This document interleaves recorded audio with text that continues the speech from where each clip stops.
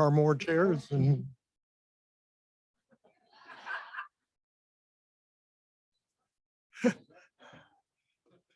we do have more chairs if we need them.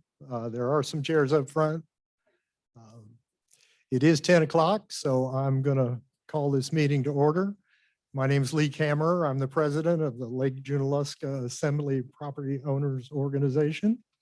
And I want to thank everybody for being here. And I also want to thank the people who are joining us on Zoom. This is the first time in over a year, we've been able to do things this way. Our last two meetings were on Zoom. It's really nice to see everybody. I want to thank all of you for coming out. And thank those who are on Zoom for joining us that way. And we will be opening our meeting with a word of prayer from Delmas Copeland. And I just want to say, while Delmas is coming up, Delmas has been on our board and he'll be rotating off the end of the year. And I just want to thank him for his participation, his willingness. Anybody who knows Delmas knows that he's a pretty straightforward guy. But his straightforwardness is always constructive and helpful. And I just have a great appreciation for that. So thank you, Delmas.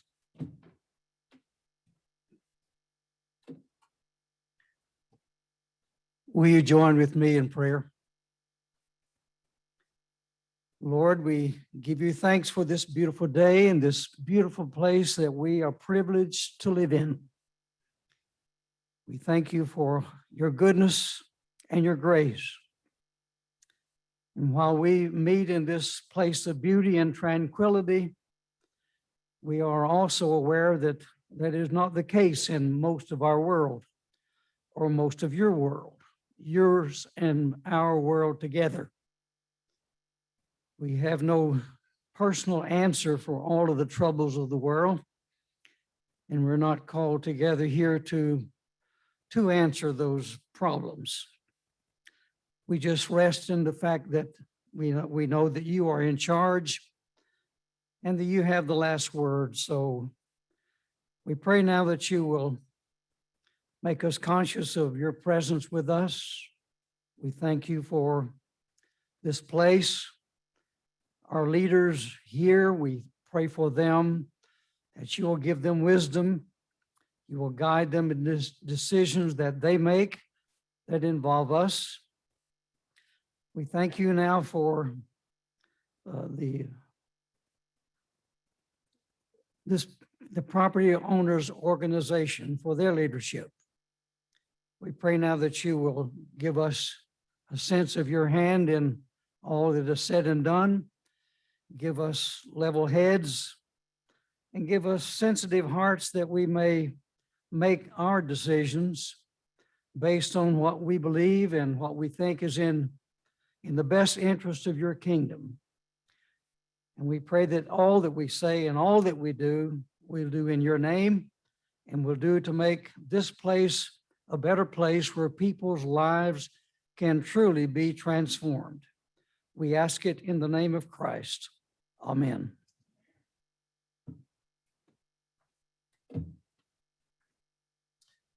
Thank you, Delmas.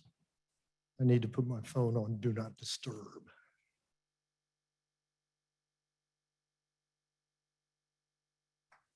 All right.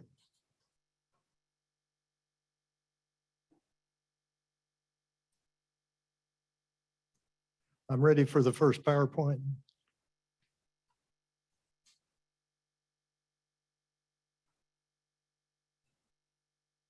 Thanks, Lisa.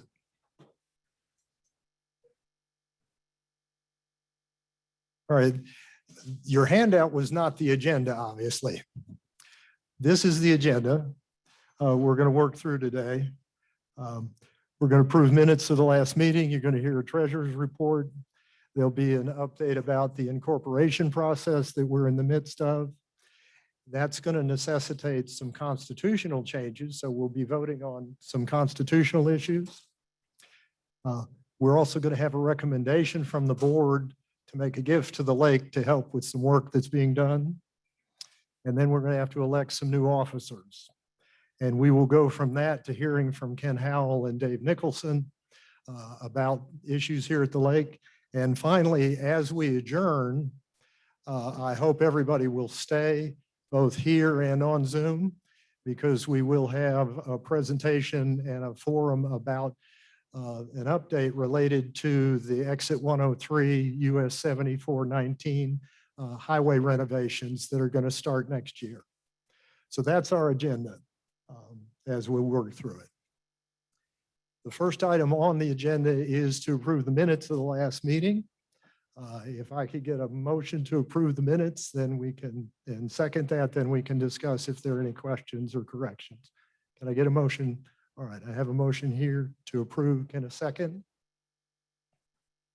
All right, I got a second back there. Are there any corrections, changes, or adjustments? The minutes were, it was in the notice that you received.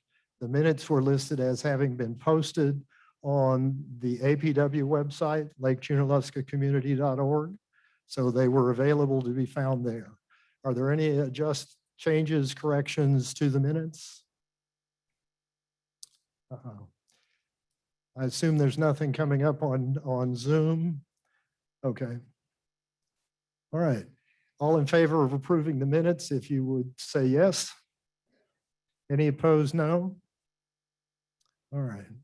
And I realize I've missed one step. I was going to say that before we started all of this, that for those of you on Zoom, this is a Zoom webinar. That means that the only people you're going to see are the people up here who are speaking. And you'll see the backs of the crowd. It also means that if you'd like to have a question or would like to comment about something, use the chat function on your screen to do that. And when we have voting issues like the one we just had that I forgot to tell you about, there will be a poll come up that will give you a chance to vote. And we will do that each time we have that issue. So, and hopefully you're able to see the slides. So, all right. Next item of business is Chuck Lipp to come up and give us a treasurer's report.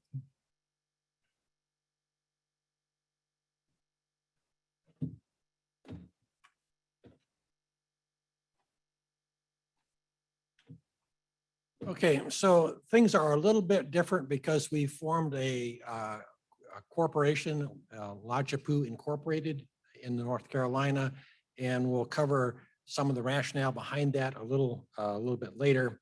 So we started off where the corporation was formed essentially at the end of last year. So we started off with a zero balance for the corporation.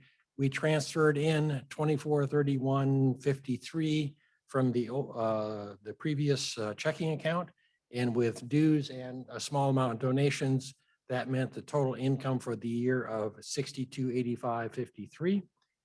The expenses are listed there of a small amount of banking fees, an application fee to the IRS, and mailing to the members. And then we have two project really things that impact us and as a community, the support of the doggy pots that are around the lake, and then hardware for the trash boom that was installed. So approximately 80% of the expenditures so far this year have been towards projects. So that leaves us with a balance of 4923.19 as of June 30th, which will be a little bit higher because we received quite a few memberships today. I wanted to note this graph, which shows the membership over time. And what you can see is just a general upward trend in membership. Last year, we had 230 members at the end of the year. When I put this slide together, we had 188.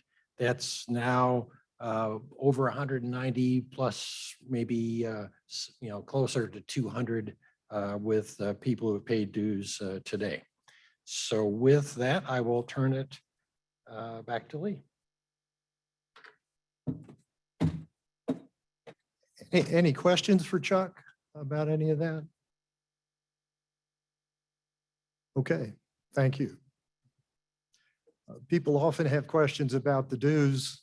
The dues are calendar year for anybody that wonders about that. And Chuck's practice is if somebody sends him a check who has already paid dues, he voids that check and sends it back to you so that you don't have a duplicate payment. So, all right. Next item on the agenda is related to the incorporation process. As Chuck said, last year we started the process. We have incorporated ourselves as a 501c4. And this gives you a description, a partial description of what those kinds of organizations do. Not-for-profit, operating for the benefit of the community, a civic association to promote common good and general welfare of people in the community, such as to bring about civic betterment. That felt like that was the best fit for us. We have completed that process with the state of North Carolina. We are in the middle of that process with the IRS. We have applied, we have communicated with them, set in the forms. They've sent back at least one reply, and we've replied back to that, and we're waiting to hear back from them in terms of final approval. But that's where things stand in relation to the incorporation process. Anybody got any questions about that? Yes.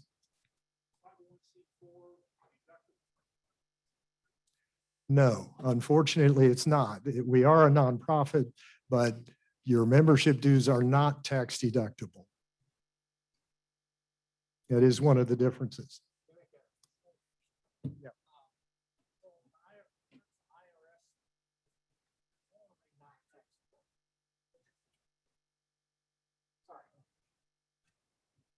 The IRS is never perfectly clear on many things, and this is one of them. They say that dues and donations to 501c4s are generally not tax deductible. See your accountant or tax preparer for more detailed information.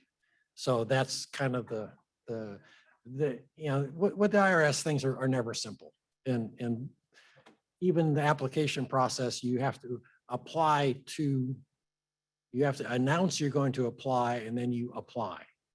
And it's just the way they do things, and we endeavor to follow as quickly as best we can. A question?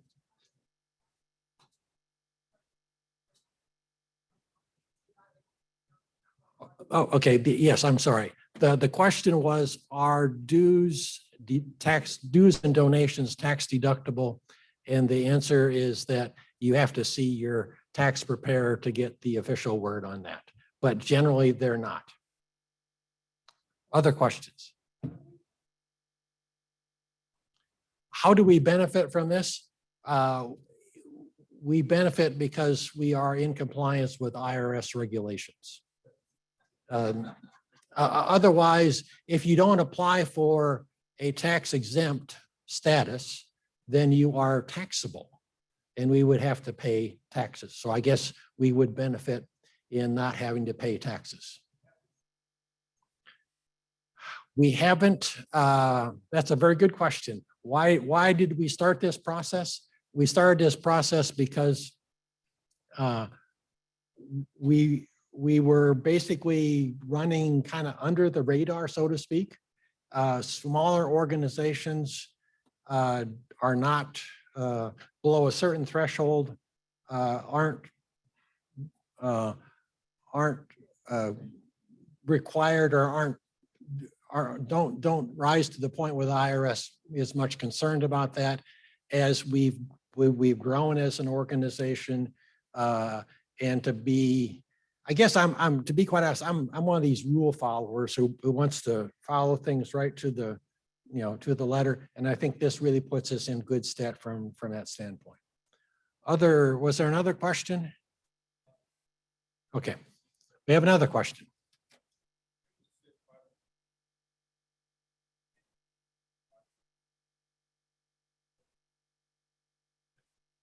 Okay, in the handout, that's the question in the screen. It says 501c4.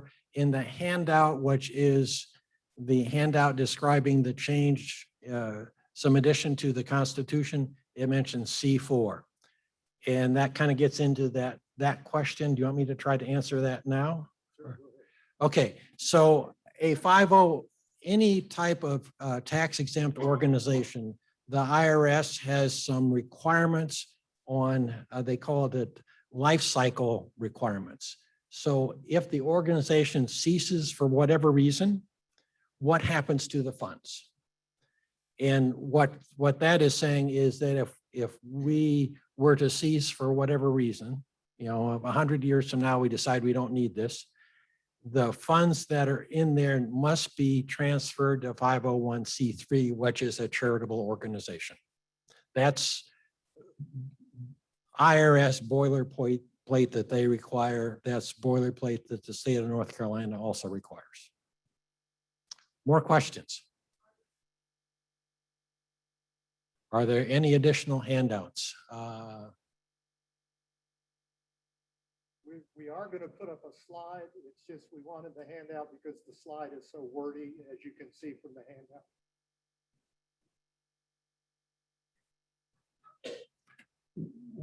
We apologize for the nitty-gritty detail of that, but it wasn't in terms of that language was specified by others, mainly the IRS in the state of North Carolina. More questions? Okay, thank you. Thanks, Chuck. Yes, now the handout and the slide that you're going to see, that was also posted in the notice that everybody received with their water bill the beginning of June about this meeting. So hopefully you saw it then.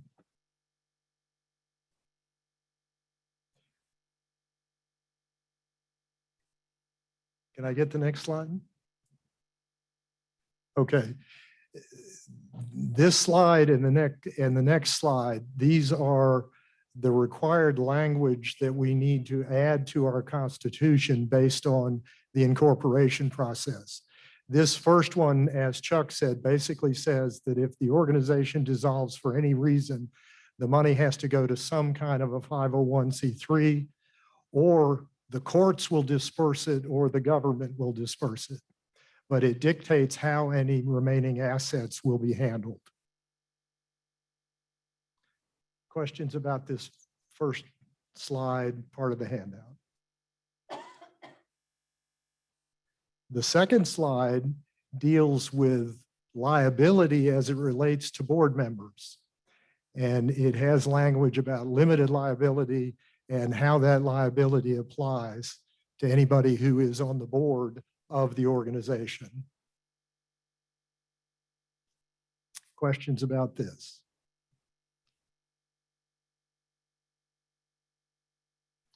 All right, and then I have one more slide about the Constitution. In the course of the incorporation and in the course of the last year, a lot of organizations have been sort of reviewing and re-examining themselves. And as we did the same thing as a board, one of the things that we began to look at is the Constitution that currently exists. It hasn't been updated in quite a while. And this is a first item that we wanted to bring to you to update in relation to the Constitution. It really is just a minor sort of simplification and clarification item. I'm expecting that next February and next July, there may be other constitutional changes that we will want to bring to you as we continue that review of who we are and what we do. So this merely says we want to remove the two words "and activities" from Article 2, Section 2 that says to coordinate, promote, assist in the needs, concerns, and projects of the property owners and residents of Lake Junaluska Assembly. As I say, that's primarily just to simplify and clarify the language in that one item. Questions about that? Yes.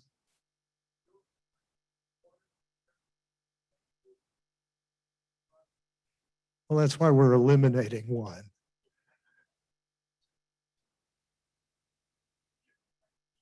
The question was, what's the difference between activities and projects?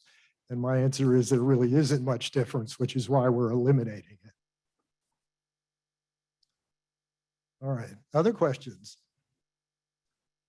All right, if you're willing, what I'm asking at this point is that we vote on all three of these items.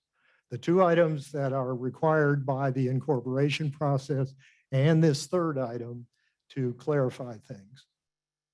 So this comes to you as a motion from the board, so it does not need a second or a motion from the floor.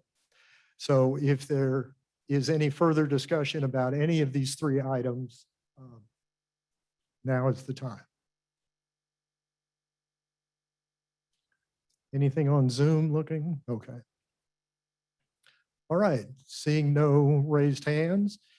All in favor of accepting these three changes, 2 additions and 1 change to the Constitution, if you would raise your hand. All opposed?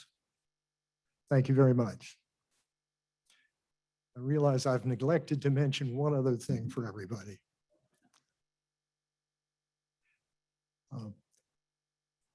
Voting in this meeting is contingent upon having paid your dues.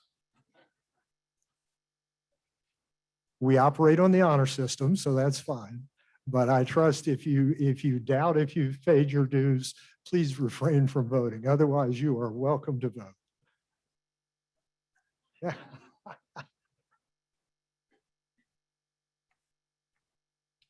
All right, thank you for that. All right, the next item in the agenda was the board is bringing a motion. We're going to back up to the blank one. Thank you. Yeah. The board is bringing a motion forward that we want to contribute $2,000 toward upkeep of the walking trail around the lake.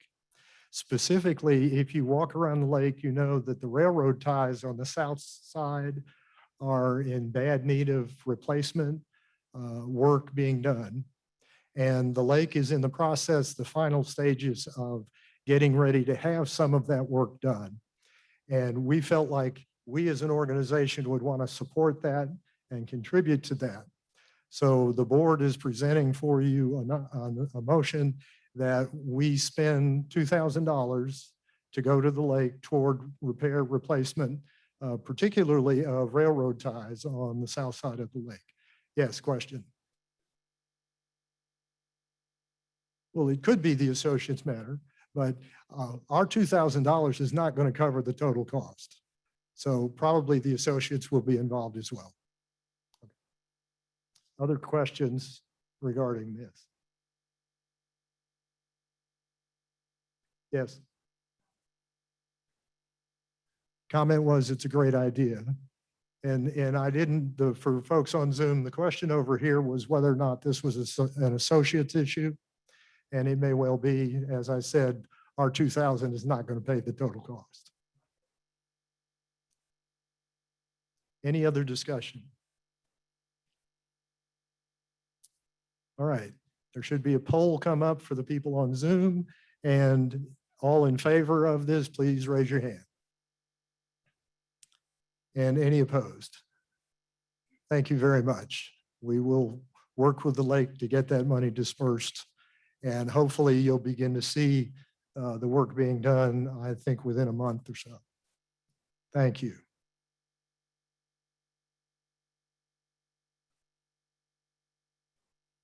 All right. We are now at the point where we need to elect some new board members.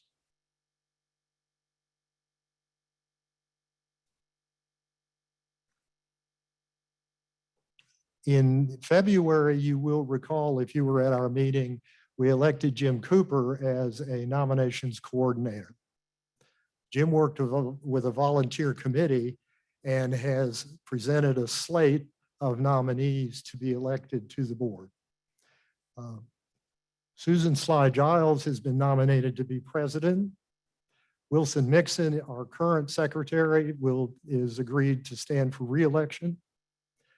Anita Strickhausen has agreed to stand for a second term as a board member. Kathy Bryant has agreed to stand for a second term as a board member. Jean Lipscomb has been nominated to fill a board seat. I want to go to the bottom one. Board member Kelly Prignance If you elect Susan Giles president, she will be vacating her current spot on the board. And Kelly Prignitz has been nominated to fill that spot. And then you will recall that Sarah and Bob Hunter moved at the beginning of this year. Sarah was our vice president, so we've had a vacancy in that time. And Millsaps Dye has been nominated to fill out the vacancy in Sarah Hunter's term as vice president. All of these terms are January to January, except the vacancy in vice president would be filled immediately since that spot is currently empty. Now, in order to discuss it, I need a motion from the floor to accept the slate and then a second. I have a motion to accept and a second. So open for discussion, nominations from the floor, anyone? Yes, ma'am. Yes, please. Anybody who's been nominated, if you would stand up. I think everybody's here. Yes, yes. Susan Sly Giles is here, nominated as president. Wilson Mixon as secretary. Anita Strickhausen. Anita, if you would stand in the back. Give everybody a chance to see. Kathy Bryan. There's Kathy Bryan. Jean Lipscomb. Here's Jean. Millsaps. Here's Millsaps. And Kelly Prignitz. There's Kelly. All right, thank you for that. Other questions, nominations, discussion? Anything on Zoom? Okay. Yes, ma'am. I'm sorry, what? The office, each year we elect half of the board. So we have a treasurer and other board members who will be continuing to serve through 22. No.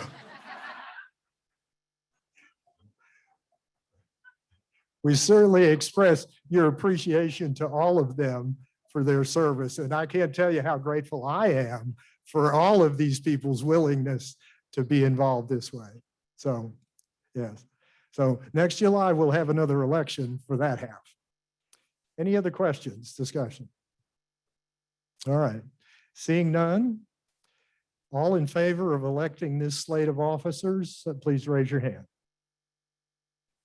Any opposed? All right. We have new officers. Thank you very much.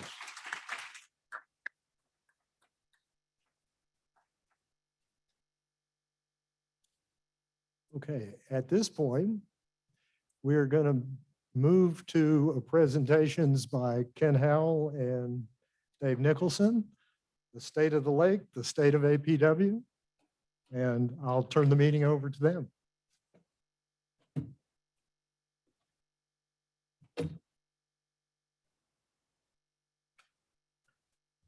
Thank you, Lee, for this opportunity. I stand before you today and want to express a deep, deep, deep debt of gratitude to all of you. We would not be here without you. We would never have weathered the storm that we've just been through without such a strong group of property owners. Many of you know the history where Ridgecrest, as soon as the pandemic began, the Southern Baptist Convention decided to sell Ridgecrest. Those thoughts never came to our mind here. And we had an outpouring of not only support, which I'll talk about in a little bit, but an outpouring of people saying, we must be here in the future. We must endure as an organization and a ministry. So thank you very much for making that possible. We, again, would not be here without you. Dave and I are going to cover a few different things. We're both going to speak. There we go. We're going to give you a governance update, just an overview of the governance of Lake Junaluska Assembly Incorporated. We're going to provide you with a public works update, which Dave will deliver. We're also going to give you an organizational update. As you know very well from your interactions with me, These reports always focus around answering the questions that I'm asked on a regular basis. So I'd say 99% of what you're hearing because I've been asked those questions over time, and Dave follows the same model. We want you to be informed, and we want to do everything we can to keep you informed. We're also going to give you a staff update, a financial update, a staff update, a property update, property meaning questions like Colonial Inn, World Methodist Council properties. We're going to answer some of those questions.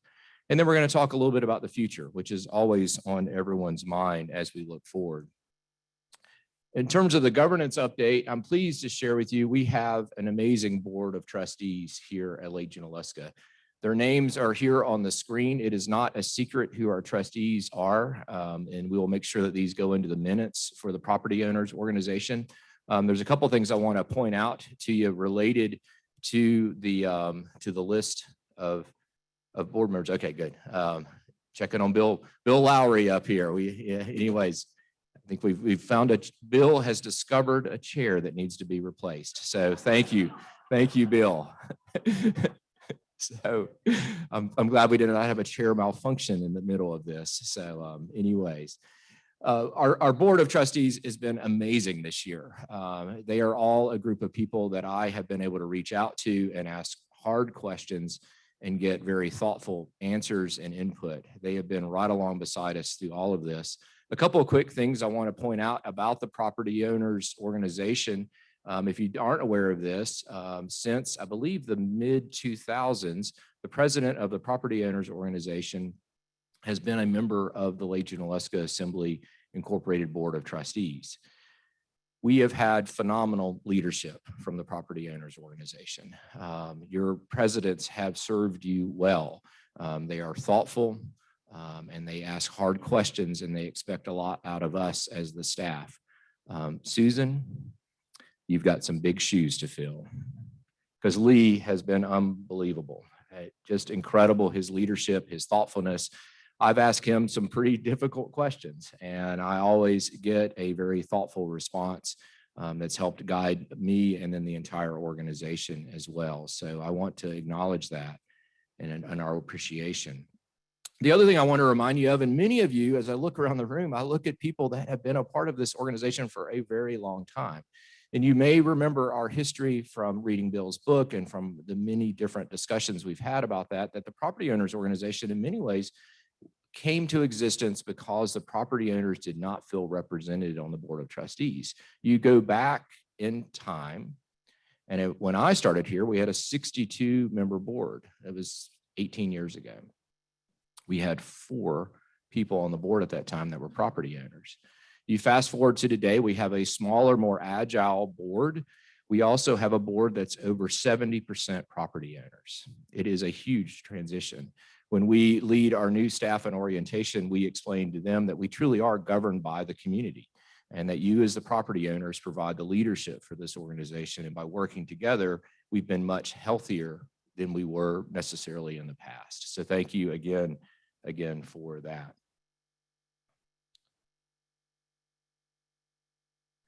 I also get to work with an amazing executive team. This is our socially distanced photo from last year. Suzanne saw me putting this together the other day, and she's like, "What an odd photo." I said, "Well, you have to remember when it was taken." So, and now is an indelible part of our history. We really do like each other. But I am blessed to work with an amazing group of people. Mike Huber on the side there, the tall gentleman, is a relatively new member to our staff. He's the general manager of the conference center, and he does an amazing job of running the conference center day in and day out. He's actually out doing that right now. And if you know Mike Huber, he moves very fast. Yes, sir. So the question is, what is the trustees' relationship to the episcopacy? And that is a good question. Our bylaws specify that 3 of our trustees are on by virtue of position by being bishops of the Southeastern jurisdiction. The bishop of the Western North Carolina Conference, which is currently Paul Leland, is one of our trustees. The bishop of the Holston Conference is also one of our trustees, and that is Mary Virginia Taylor, also known as Dindy, Bishop Taylor, as I call her. And then the last member of the episcopacy that serves on our board is appointed by the College of Bishops, which is a group of the bishops in the Southeast. And currently that is Bishop Jonathan Holston out of the South Carolina Conference. We will have two new trustees that are members of the episcopacy coming up. One is Bishop Ken Carter, who will be serving in an interim role for the Western North Carolina Conference. He is a property owner here at Lake Junaluska and has a deep history here. He actually has a book reading coming up. If you've not seen that in the newsletter, please come and get to know him. We also will have Debbie Wallace Paget, Bishop Wallace Paget, who will be serving in the Holston Conference in an interim role as well. And Bishop Wallace Paget also has a deep history here. They were all elected here. They were all consecrated here. They have a deep connection and understanding of this place. So good question. Thank you. So Mike Huber, our general manager of the conference center, and again, he is out today running the conference center and keeping that going. I'll talk more about that in a little bit. Cindy Crenshaw is right beside Mike. She is our chief financial officer. Basically, she serves as an administrative function for us, managing our finances. She is incredible. If you do not know Cindy, I hope you can get to meet her at some point. Not only is she good at her work, but she also has an amazing story of how she came here through our United Methodist institutions. And anyways, we're just thankful to have her here at Lake Junaluska. Dave Nicholson, who will be speaking in a minute, is in the center. Reverend Rebecca Mathis, 17 years ago today, married Jeff Mathis. And they are not here. And I'm thankful for that because I think it is great that they are spending today together.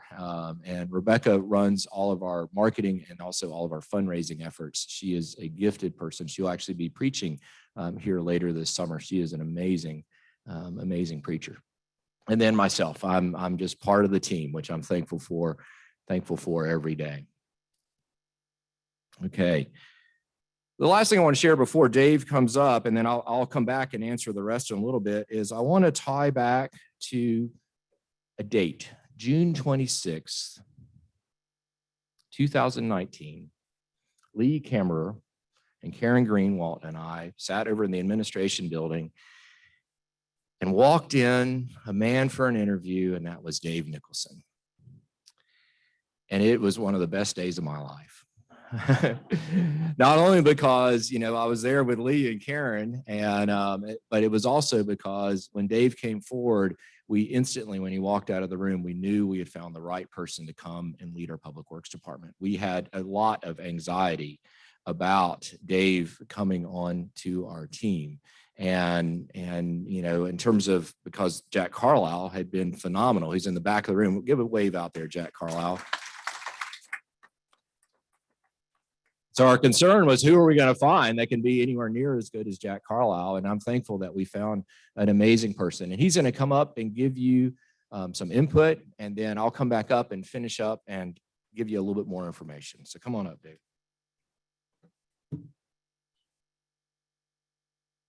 Okay, we have a question about the previous slide, so let me hold off on that. And also let me introduce Lisa McDonald in the back of the room.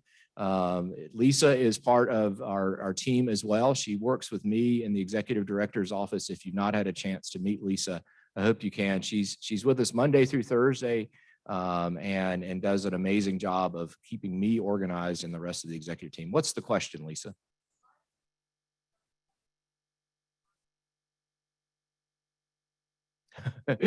Wow. Well, that's an interesting question. So the question is why does the United Methodist Church have bishops on our board while they no longer contribute to the ongoing ministry of Lake Junaluska Assembly? So that is probably a much longer question than I could answer in the length of this meeting. And that is something we may want to talk about a little bit deeper later. I will tell you this. I loved what Chuck said earlier about being a rule follower. And for me, it's in our bylaws, and I'm a rule follower as well. So, but I can give a much more in-depth answer later on that and talk about our connection with the jurisdiction. I'd be glad to do that. But I think that would take probably longer than we have in this meeting today. Any other questions, Lisa? Okay, come on up, Dave.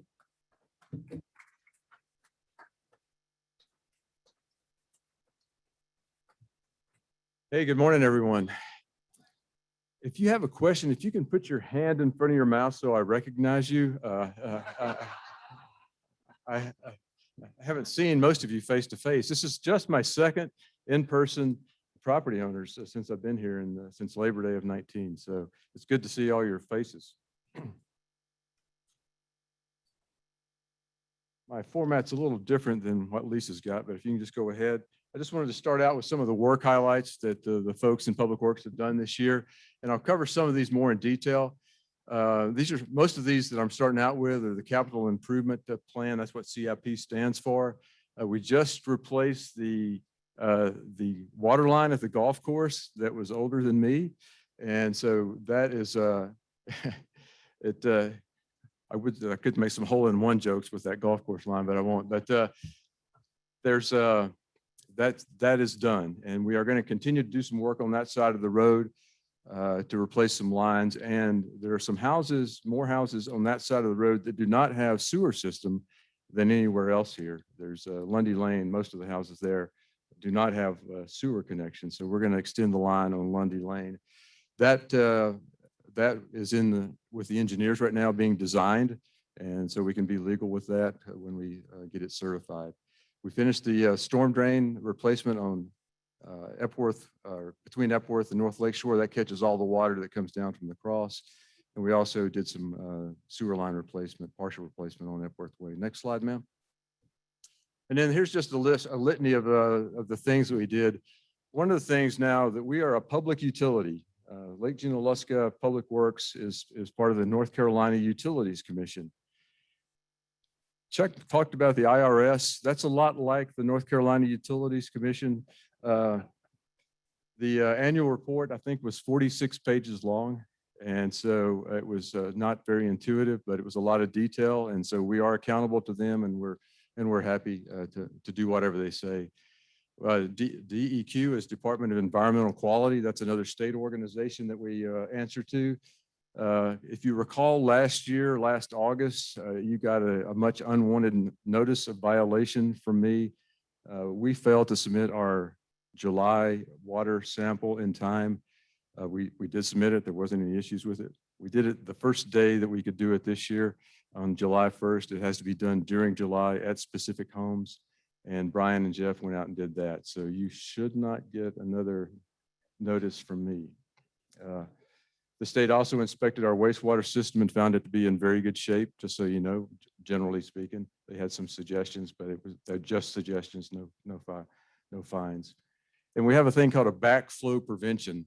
That's so like if you have your Miracle Grow on your water spigot, it doesn't go back into the water system, it just goes out onto your plants.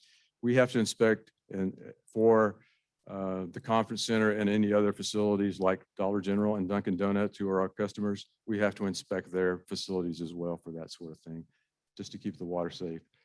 I would invite you, I'm not going to go on all these in detail, but I replaced 5 street lights down at the open air gym with LED lights. We have just a whole litany of street lights around the campus here, and I'm trying to unify those so it looks a little more unified. And but take a look at those and see if you like those, and we may put those around the lake proper for aesthetic reasons. And it uses a lot less energy if you replace those street lights with LED. Duke is very good about doing that and very cooperative. Just some other things. We will be paving as soon as we can get custom paving on our schedule, but we are on their list to start with Wells. We did a pavement assessment. We will hang that on the website so you can see how your road ranks as far as good to bad. Wells Road, which is a single lane road up off of Muzon, is absolutely the worst road here, and we will be repaving that this year. And part of Muzon, which is starting to sink a little bit, we're going to finish up that. You'll see it on the next slide, but we are also looking at the section of South Lake Shore that never seems to thaw out in the wintertime. It's got some serious potholes. The hard part about South Lake Shore is how do you make it better without making it too good so people drive faster? And so that's the balance we're trying to achieve on that. So not that people drive fast on South Lake Shore. Traffic committee, I'll talk about that in a minute. The sinkhole. The sinkhole became a big part of my life on March 31st. It's just off of County Road. If you haven't seen it, I recommend waiting till the fall if it's still there, because it is laden with ticks right now, that area. And it was caused by a culvert collapse that the previous owner had put over there across that property to catch the two creeks several years ago, 40 years ago. And it failed and created a sinkhole. And now all the dirt that was on top of that pipe is now over on what I call Jim Swan Point, over behind Jones / York Cafeteria. We're in the process of trying to get that solved, and the state has issued a notice of violation, which carries a very heavy penalty, $25,000 per day, if they don't fix it on their schedule. And the county is doing a great job as well. They've issued a notice of violation also. So he has a lot of incentive to fix that. It's for sale if you're interested, though. I would encourage you to buy that. And again, several water leaks. This is over the past several months this year, water leaks and then sewer main repairs, and I'll touch on some of those. And yes, sir. They're not there anymore. Most of our water leaks happen on Friday afternoon, just as Brian and Jeff are getting off, and that's when that one actually happened. It was right in front of the Donovan's house, and thankfully, going back to the see something, say something. If you see water coming up out of the road, please call me. Even if I find out it's the neighbor's sprinkler that's spraying the road, which happened last Friday night. Sir? Yes, sir. Yes, sir. Yeah, that's a new line that goes to that, a fairly new line that goes to that hydrant. Okay, next slide, ma'am. Oh, last bullet. Probably an unprecedented number of real estate transactions and construction transactions come through the office this past 6 months, and I spend a lot of my time doing deed research. And just one thing that I found out fairly recently is everybody's setback is different. And it's quite remarkable. And you may have to go back to 1914 to the original deed to find out. I just told Paul Casper his setback is 7.5 feet from his property lines. Somebody else's could be 5 feet, and while somebody else that lives in Hickory Hill is probably 10 feet, but maybe not if you're if you back up to a road. So if you want to build something, it pays to research your deeds all the way back as far as you can go. Yes, sir.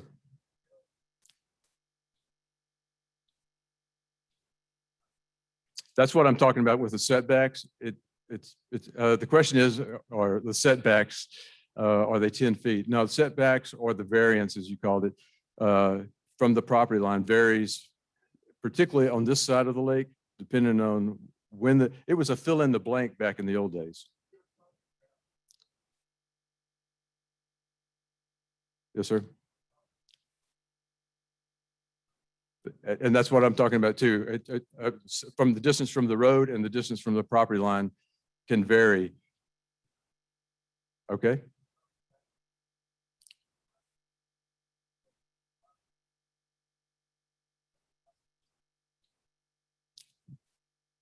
There is a setback that should go with each property, and it would be in the deed paperwork what that setback is. Yes, sir.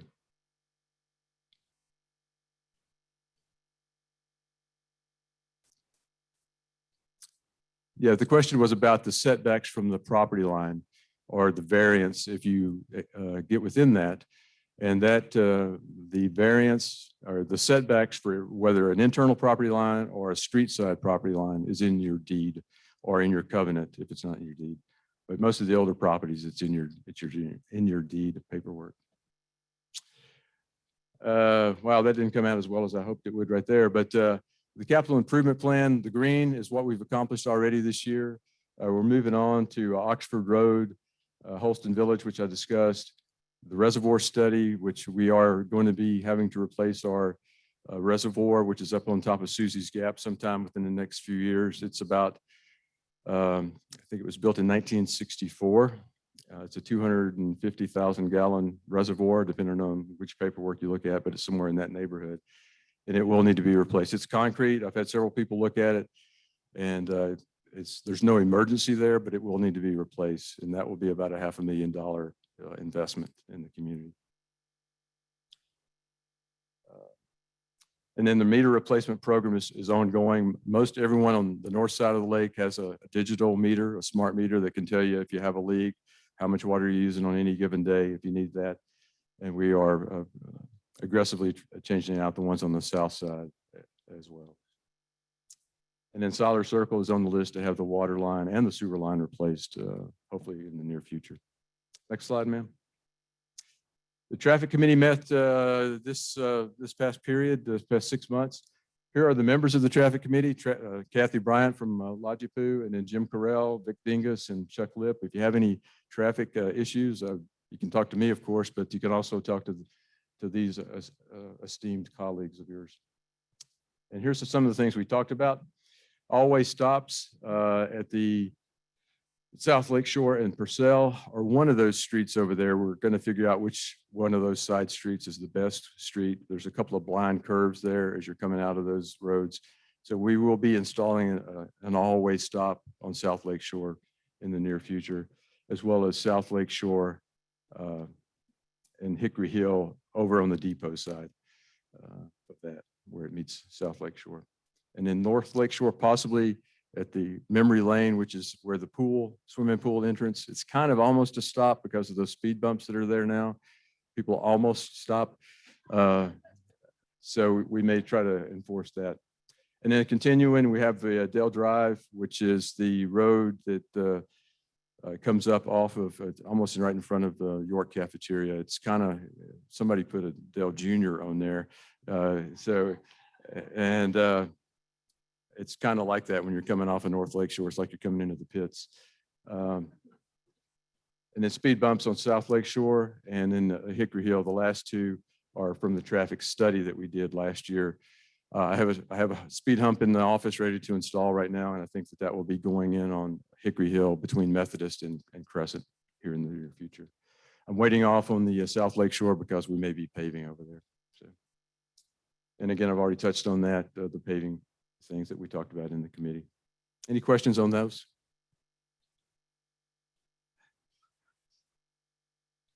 Steph?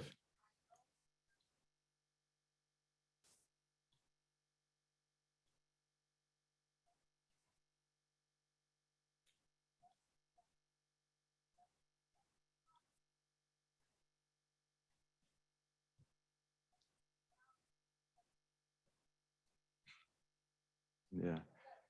The comment from the audience was about the need for more speed humps, particularly in relationship to DOT. And I would encourage DOT to buy all those speed humps.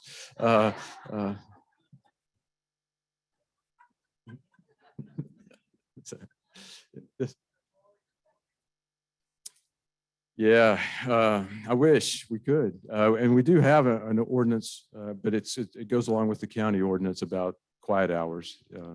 And I can't remember if it's 10 or 11 at night to 8 or so. Mark?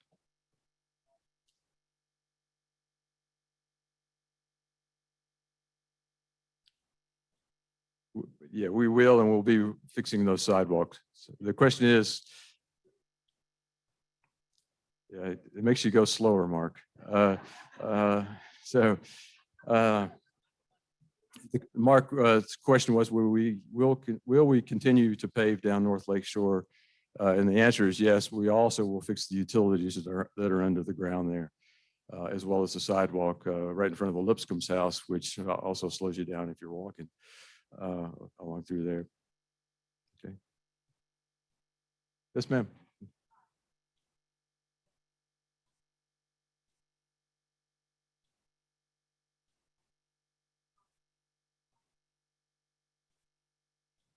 Yes, ma'am.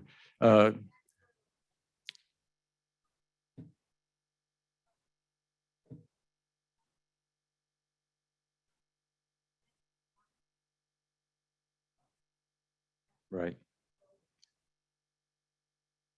Mm. Okay. It is, and you'll see that in just two more slides from now. So the question is, can we talk with DOT about changing the speed limit from the exit off ramp up through, at least through Hickory Hill? And I'm going to cover that in just another slide.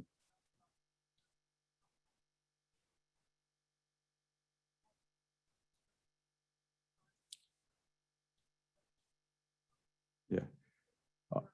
On Highway 19. Yeah.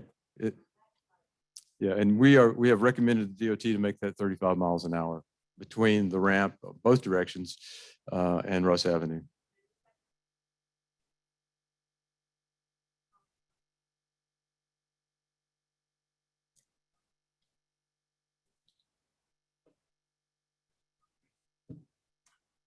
Yeah. Can we put a speed hump on Golf Course Road? The answer is no, because that's a state road. And I've never seen a state road with a speed hump on it, but I guess it is possible. But there are some other traffic calming devices that they can use to slow traffic down other than speed humps. I just wanted to say, if we could hold questions about the traffic, the 1974, that construction, until we get to that point. Well, if you could hold your questions that relate to the DOT project until we get to that time, and keep your questions related to APW work and all, and save the other for the forum that's going to come in just a few minutes. Thank you.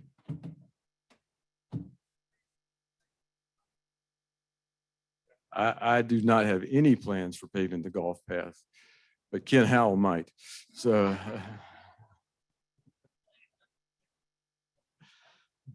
but I'll defer that to my esteemed colleague.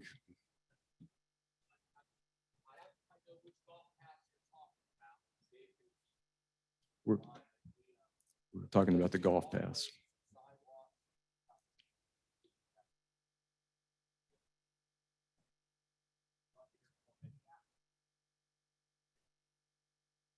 Okay. All right, let's get off this slide. All right.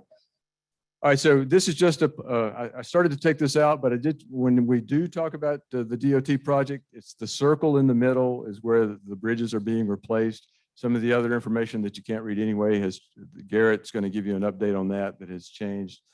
But that is the area that we're talking about. Yes, ma'am.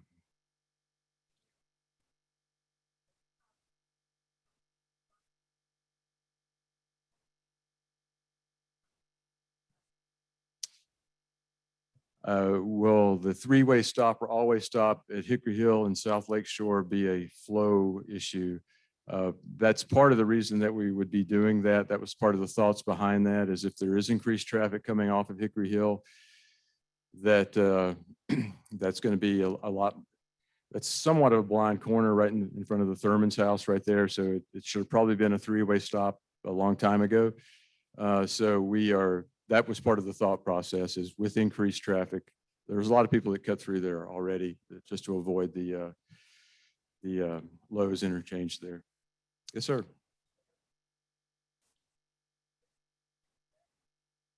Yes, sir. There has been, the question was about a pedestrian bridge.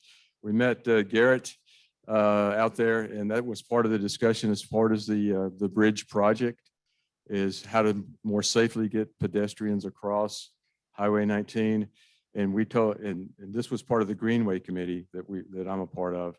And we told, frankly, Garrett, we told DOT that we don't care if you go under 19, over 19, or just somehow improve the pedestrian access from one side to the other.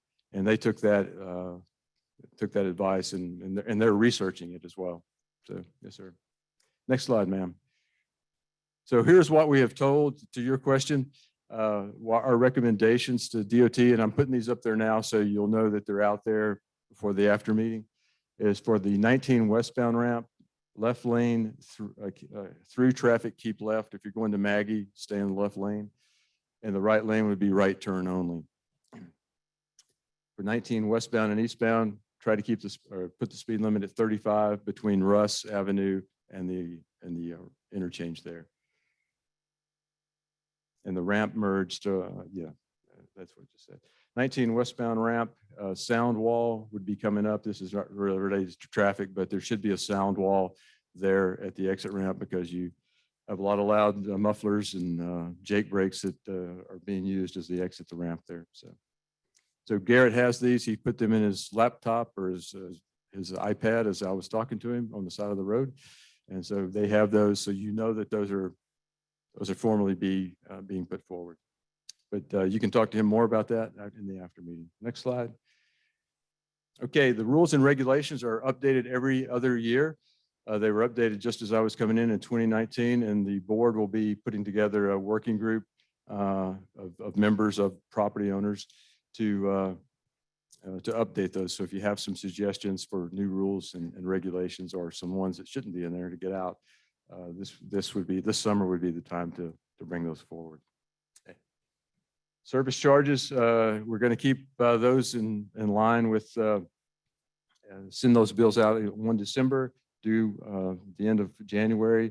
The rate is, if your property is like my property, it went up quite a bit this year in value as far as tax purposes. So we are in the process of determining whether our millage rate or our tax rate should go down commensurate with that. So everyone's service charges doesn't go up dramatically. So that's to be determined. And just so you know what service charges pay for, I just wanted to touch on this real quick. In the bold there, service charges may include, but not limited to, security protection, street maintenance, street lighting, drainage maintenance, bulk waste, and green waste. And you guys have generated a lot of bulk waste and green waste this year. I just want you to know that, as well as the administrative costs that go along with that.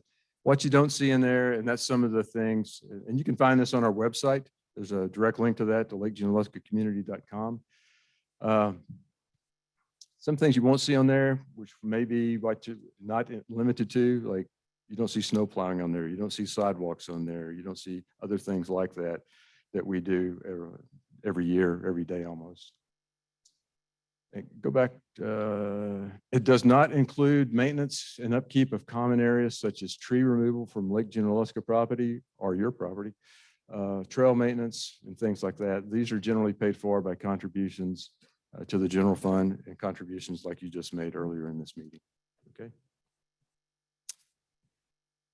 This is our website, LakeJunaluskaCommunity.org. We would love for you to go to that. It's got links to LJAPOO.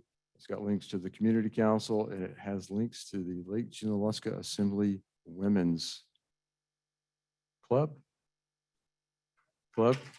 Women's Club, thank you. On there now as well. But we would also encourage you not just to go to that website, but to come by the office or call us if you have any concerns or questions about anything. All right. Any other questions, ma'am, in the back?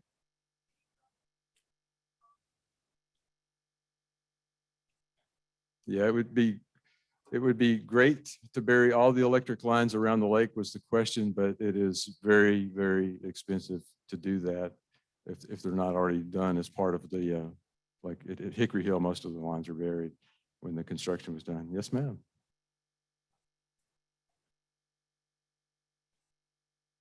They pay the same millage rate that we do based on their property value. So 42 cents per 100, whatever their property value is. So.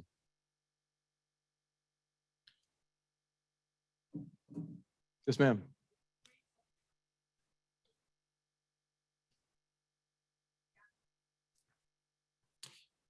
Yeah, if a tree comes around County Road and we're around and we'll get it, we will go out there and get it. Last Friday, yeah. But if it's like a Saturday night at midnight, probably who is going to respond is either the town of Waynesville Fire Department or the Junaluska Fire Department to abate the emergency to open the road back up. Sometimes DOT, I have seen DOT come out there as well as remove them off a county road. Yeah. We had a tree fall on a Friday night last week, and we went out and got that off of North Lake Shore Drive. It was a homeowner's tree, and you can see it right up the road here. But we got it off the road and the sidewalk, and then the property owner is taking care of the rest of the problem. So, okay, any other questions? All right, thank y'all.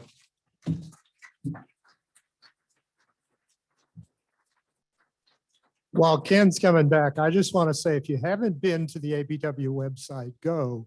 There's a lot of good information. You can sign up to get alerts about anything that's happening that's really important to know around the lake. So it's a real good thing to do. Sign up for the alerts, go to the website.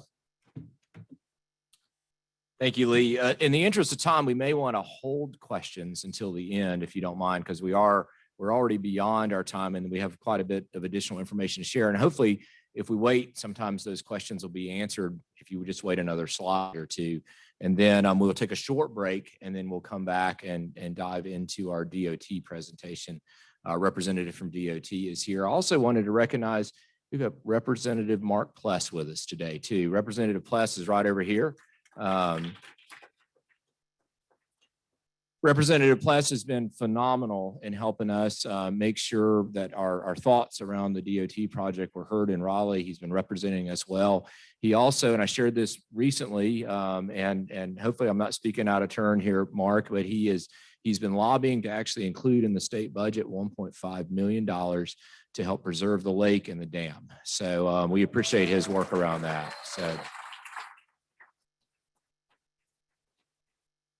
All righty, so we're gonna go through these next slides. I'm gonna give you a little bit of a financial review, and so keep going forward. Remember that we're one organization. Dave has covered some of the public works information. The other information that I'm going to be presenting you is going to be basically about the conference center and the administrative function. The current way that we're structured is that Public Works uses your service charges for the things that we had earlier. The common area and the administration and the governance of the organization is funded through profits from the conference center. And that's why it's in many ways very important that the conference center do very well. All righty, charitable giving.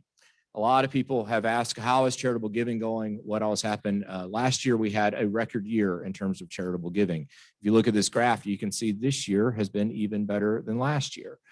It is resounding the number of people that want to be a part of the future of Lake Junaluska and want to give here to assure that we can continue to live into our mission and ministry. You can see the total giving is over 1.22 million. Last year, we finished the year at $1.8 million in total giving, and we're on a trajectory to continue that. And that's all money that we're able to put right back into the organization. There's a lot of people have asked, how in the world are you able to keep the place running given your limited resources? This is a big part of it. The next thing, which Dave touched on a little bit, is related to the annual fund. The annual fund is specifically the fund that funds the common area, all the recreation amenities, the walking paths, and those types of things. So gifts to the annual fund make that happen. Our service charges that we pay do not cover that. It is, I'm amazed sometimes at how, even though we say that again and again and again, people still don't understand that. They think when they pay their service charge, it's going to those common areas. The current way that we're structured, which keeps our service charges lower, is we rely on charitable giving for that. You get a charitable gift credit for the maintenance of the common area. It also opens up the opportunity where others can be a part of that as well. And we get a lot of giving from people outside the community, which is beneficial to all of us. Conference center lodging and revenue. People have asked, how are we doing financially in the conference center? So I'm gonna walk you through this fairly quickly. Lodging revenue is a good barometer of how the conference center is doing in a normal year. And Lisa just kind of run through these dots here. This is 2019. You can see as we go through the year, we start out slow and then the annual conferences come and then it kind of goes off at the end of the year. That's our lodging revenue throughout the year. And you can see. So what did it look like last year? Well, you can probably take a guess, but Lisa, walk us through this. This was last year. If you've wondered what the impact of the pandemic was, you can see it pretty clearly here.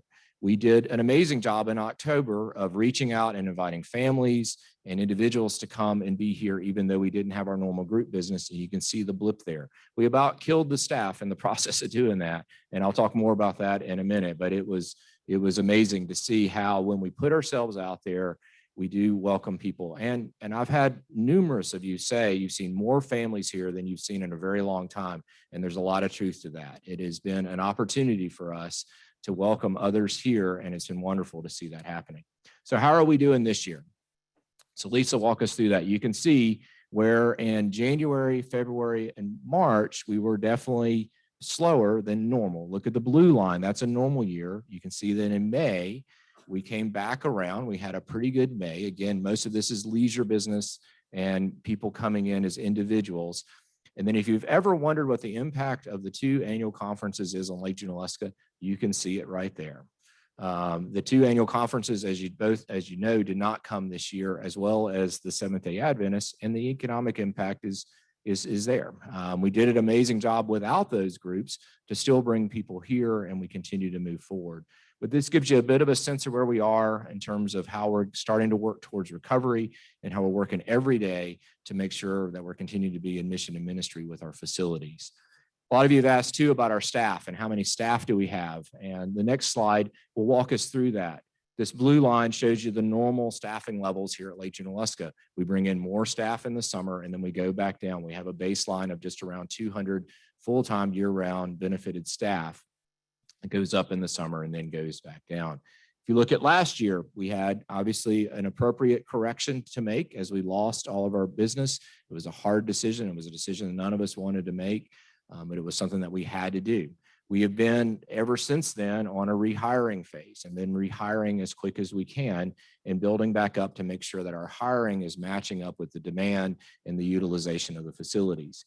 If you go to the next section, you can see where we are in 2021. You can see we have begun rehiring people and we are doing that as quick as we can.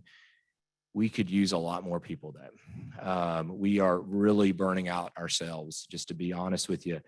We're still down, especially in housekeeping and food service are the 2 areas that we're really struggling.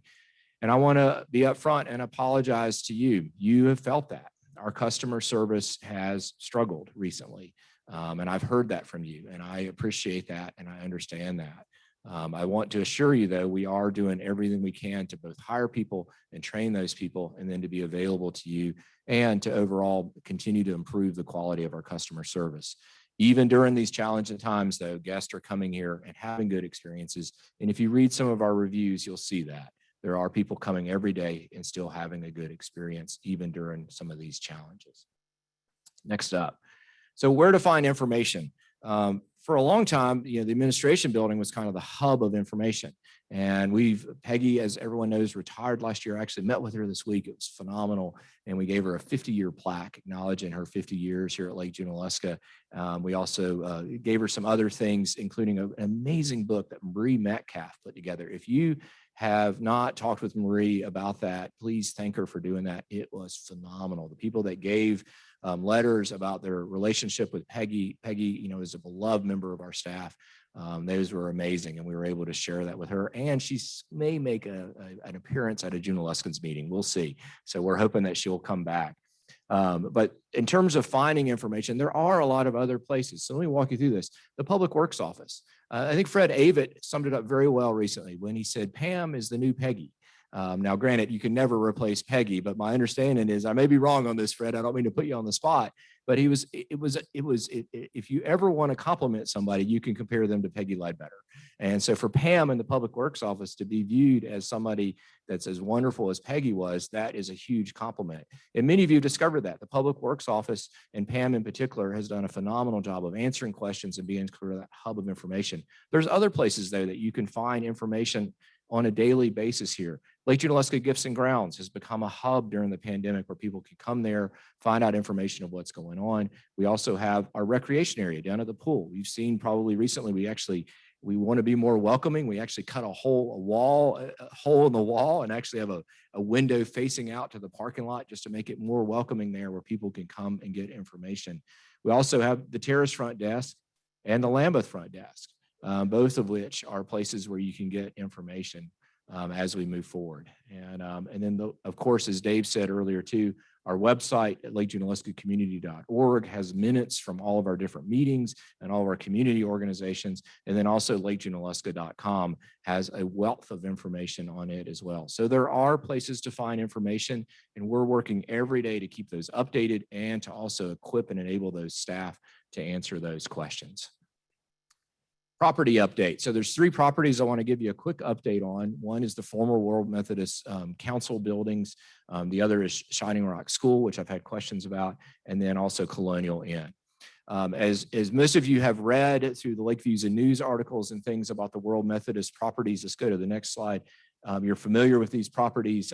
There is the former museum building, and then also the Epworth building or the Reynolds building, depending on how some people refer to it as the stone building and the brick building. We typically don't refer to them that way, but it's great that people do, and we have no issue with that. If you are unfamiliar with the saga, which is probably the best word, of what we've gone through since January related to these buildings, I encourage you to read my Lake Views and News article. I think it was in May. And is Diana Federer in here? Wow, let's give a shout out to Diana Federer.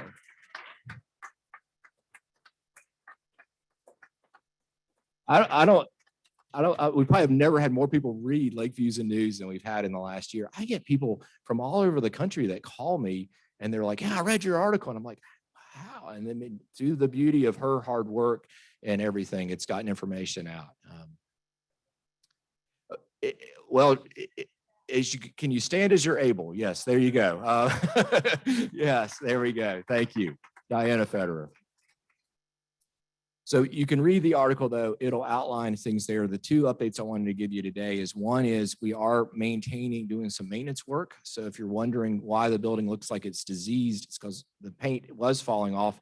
We've accelerated the falling off of the paint through power washing, and then we will be painting that building, the museum building, soon. We have a gift of $150,000 to go towards some maintenance work on that building and also some planning for the future, which is the other thing I wanted to share with you.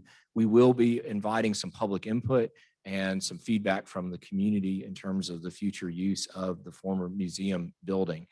We want that to continue to be a place of ministry, and we're exploring various different ways to do that. We also, if you go to the next slide, we want to do some work on the Susanna Wesley Garden. It is a secret place in many ways. People don't know it's up there. We want to make it more welcoming and inviting.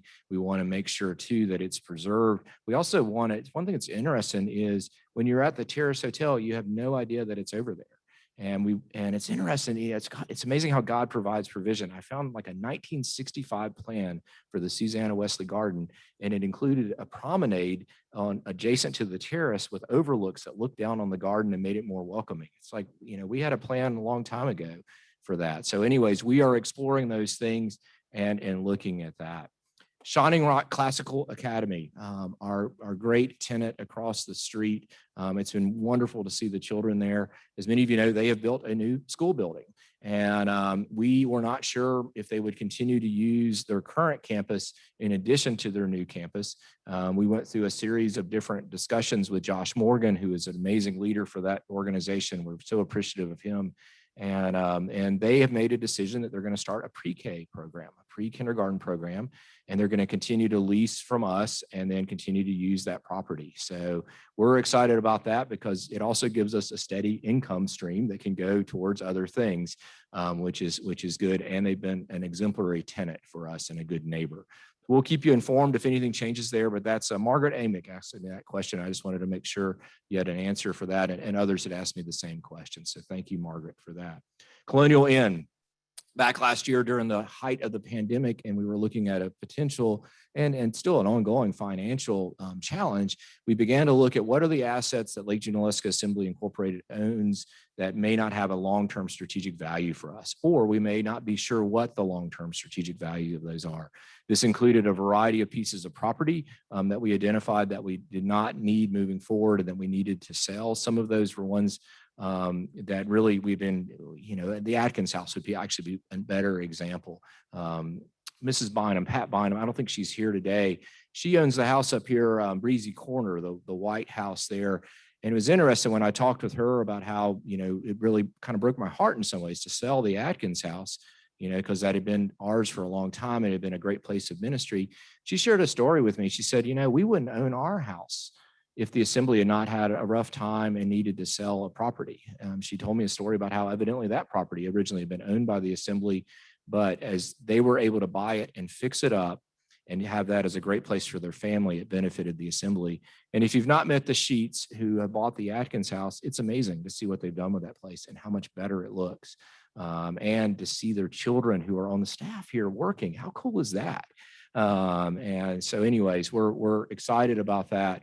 Colonial Inn, though, was one of the properties we identified. And to be honest with you, there was a couple of things we weren't sure of. We weren't sure exactly what we thought should be there. It's on a residential street. It is in an area that's really very residential in many ways. It needs a huge amount of work, and we weren't sure what the best use of that would be moving forward. We were studying this, and Eric Smith, I think, was here a minute ago. Eric was part of that group, and several others gave input into that process. And Blair Booth stepped forward, who is his son, Wilson, works on the staff here. Blair works in real estate development.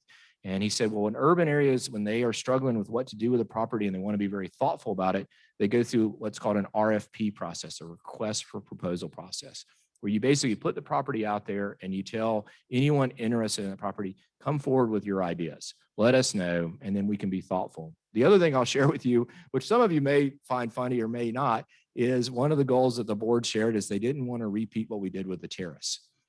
They didn't want to take an iconic structure, tear it down, and build something that didn't really fit in, with the community. So, I mean, we have done our best with the terrace. I mean, talk about putting lipstick on a pig. Anyways, it is, and I'm thankful for Rob Huckabee and everyone that's been a part of that. But it's, anyways, we wanted to be thoughtful with Colonial, so we've put it out there. We're asking people, let us know what you would do if you owned it, if you're interested in partnering with us, or if you're interested in buying it. And then what will happen is all those proposals will go to a committee that will be made up of board members and community members. Again, we're community driven here. And we're going to look for what is the best fit for that property that fits in with that neighborhood and with this community as we move forward. Then those proposals, if there's one that's selected, will then go onto our board of trustees for approval. So it is a long and laborious process, but it's an appropriate process given the history of that building, the beauty of that building, and that we also want to be very thoughtful of what we do moving forward. The future, let me share with you a couple of quick things for the future, and then I'll answer a couple of questions and then we can move on. Group gatherings, as we know from before, were going to be the first thing impacted, and that was the case last year. They were also going to be the last to recover. We're seeing that. I mean, even though things are coming back and we're not wearing masks, it's kind of amazing. Our big annual conferences, though, didn't take place this year here. The Church of the Brethren, they're not going to be back for like 2 more years. So group business is going to be the last to recover. And we also know that the SCJ conference canceled for this November. That's another example of the length of time that's going to take to get our groups back up and going. We're also seeing permanent shifts in consumer demand. Specifically, people are more drawn to an Airbnb style property to rent when they're on vacation than a hotel.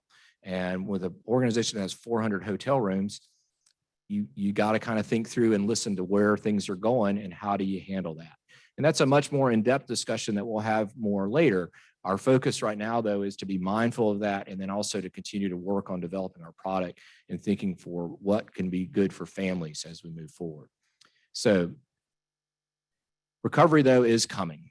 And I said that early on and shared that with you, that recovery would definitely be coming as we move forward. The other thing is that the large conferences are starting to come back. Western North Carolina Conference has booked for next year. We're thrilled about that. We're thrilled about it, yes. I think a round of applause is definitely good. Not only is it economically important for us so that happens, but it also is a very important tradition for us. We want to continue to be a place, especially Stewart Auditorium, where Methodist or really anybody going into ministry comes to be ordained and comes to strengthen their ministry. We want those traditions to continue on. It is just good on all fronts. The Holston Conference, if we have anybody from East Tennessee that's in the room today or online, I encourage you in August to vote to come back to Lake Junaluska. I'm pleased to share that we've worked with the local county and for the Holston Conference. Remember these numbers. Again, if you know anybody in the Holston, I see a Holston Conference person right up here. If you know anybody in the Holston Conference, the county is offering a $5,000 incentive, and they're doing the same for Western, if they come back and do their event here. It's a $5,000 incentive. We as an organization for Holston, we've offered $20,000 in discounted or free meeting space, okay? So as they're discerning a potential move to East Tennessee or looking at other locations, we need them to continue that tradition here, and we are willing to step forward and make sure that that happens. So we encourage you to share that with others. We'll keep you informed too as more groups book and as things move forward. And our hope is we not only can be a place that groups come, but we can continue to have families and individuals come here and find personal renewal here at Lake Junaluska. It is a good thing. The other thing that we've learned very much as we've looked into the future is the world desperately needs places like Junaluska. We predicted that early on, and we're very thankful that we're definitely seeing that come to reality. The last thing I want to share with you is, many of you know, I carry this book around with me whenever I'm walking and talking, and I have a tendency to talk to a lot of people and write down notes. And I want to call out, I don't know if is Grace Gaddis still here? She just stepped out. Well, I'm totally putting her on the spot now. We all know and love Grace Gaddis, longtime property owner here. When I met with her, back during the visiting process about a year and a half ago, she told me the things that she loved about Lake Junaluska. She told me the things that she was proud of about Lake Junaluska. One of the things that she shared with me is that she loved, Grace, we're talking about you. Yeah, sorry, put you on the spot. One of the things that Grace shared with me, she told me a lot of stories about some mischief in her youth that I won't retell right now, but she did tell me about how much she loved sitting on her front yard in the grass, watching the fireworks, how some of her most cherished memories were in that front yard on the grass as she was a young lady and she was moving forward in her life. Well, after the 4th, I met with a lot of different people, and I sat down with a 12-year-old who was here for July 4th. And I had him recount the different things that he enjoyed about July 4th. He loved the big band. Who here saw the big band? Wasn't that awesome? It was amazing. Seeing David Lawson, seeing his granddaughter drag him up and dance with him. And then the hooks were cutting a rug out there. It was amazing, but the multi-generational aspect of it. And for me in particular, David, it was your granddaughter pulling you up. She loved it as much as you did. I mean, it was amazing. It was absolutely amazing. Well, Grace shared though that experience in her yard, which was just phenomenal. And this young man, when he's telling me, he talks about the big band, he talked about being here. And then you know what he said? His most cherished moment was laying in Grace's front yard, watching the fireworks. 50 years later, we're still creating those memories. 50 years from now, we'll create even more.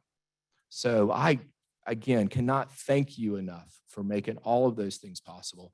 As we look to the future, we have a bright future ahead of us because we're together. So thank you. And I will now answer questions. Yes.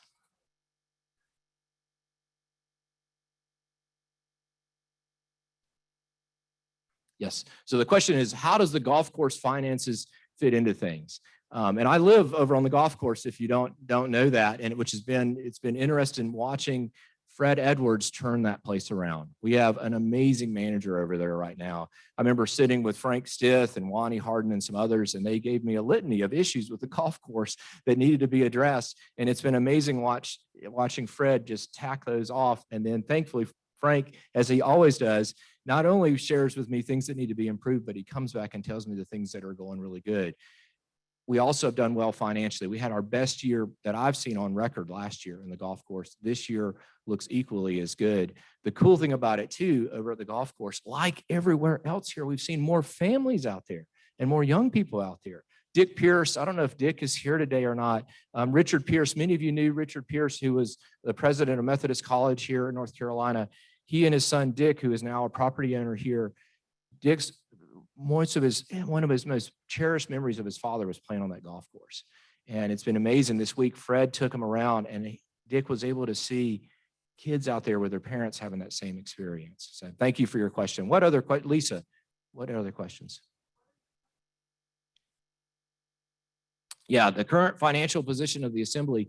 We finished last year with a $90,000 loss, which is pretty amazing given where we had gone through. We were able to get another payroll protection plan loan this year, which we believe will be forgiven.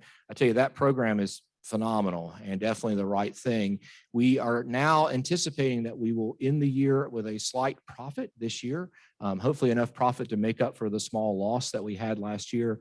We met with our auditors yesterday. We had a clean audit. from last year. And they said that we were actually in better financial position than we were when we went in. Part of that is because of the markets, but then also part of it's because of the abundant charitable giving support that we've had. So while we're not out of the woods yet, we are, though, continue to be strong financially, and we'll continue to focus on that. Irvin Cherry. So Irvin asked the question, and don't you love Irvin's voice? He asked the plans for the center, the fitness center over here. As you know very well, we shut down the fitness center during the pandemic. We then made an appropriate move of trying to move to a different locking system to better enable people to get into the fitness center, and then a new program to access it, which did not work. And it actually has been harder to get in. And it is an example of what I shared earlier with you, where some of our customer service challenges, especially as we've been short-staffed, we've not been able to address that as well. We do plan, though, to have the fitness center open to continue to improve the equipment there and then make it more accessible. Yes, Irvin.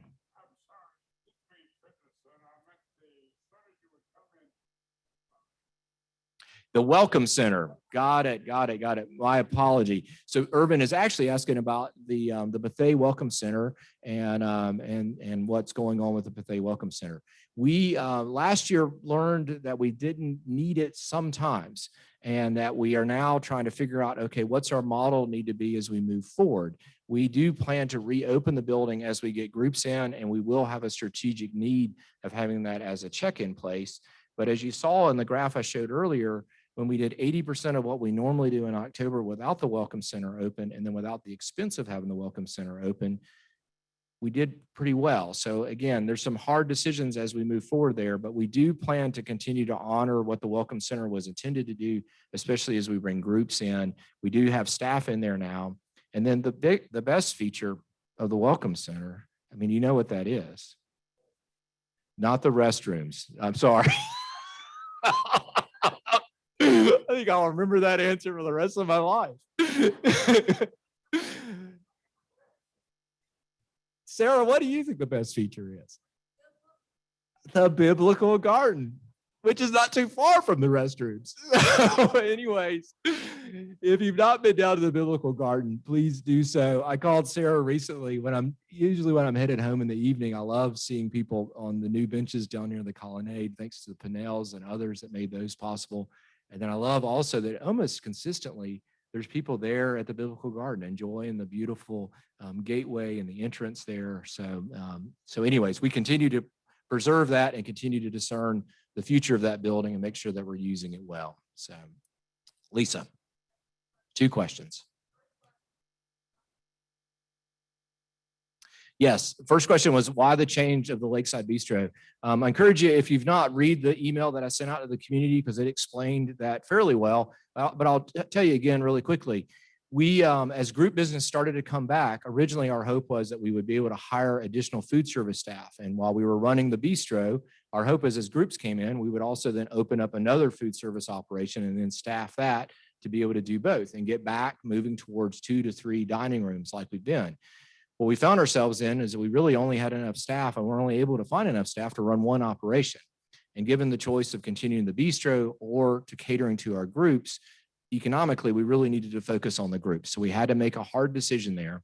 We did learn, though, there is demand for an order off the menu restaurant. You were right. You said that during the visiting process. We want a restaurant with a view that we can order off a menu and enjoy that. And we saw the demand there. Our hope is to bring that back in the future. We've kept all of the information, the menu and everything we have. We've learned a lot from it. And as we're able to staff, our hope is to bring that back in. The other question. Yeah, our financial reserves for the assembly. I don't have them memorized off the top of my head, but I know that our endowments are over $5 million. And then we also have currently, as of yesterday, I think close to about $1 million of unrestricted reserves, which is pretty similar to what it was before the pandemic. So while we do not, and I'll be honest, we do not have the size of the endowment or the amount of reserves that you would normally have for an organization like this. Where we are, though, now, after weathering the storm last year, is no worse. And if anything, we're actually slightly better. as we've been very good stewards of those resources. And again, I can't say it enough, your charitable giving last year enabled us to do that. It enabled us, instead of going deep into debt to continue on, we were able to use those gifts to basically continue to maintain. And that's why the grounds and everything looks as good as it is. And that's why we're still a place of ministry today. Any other questions? Yes. Yes.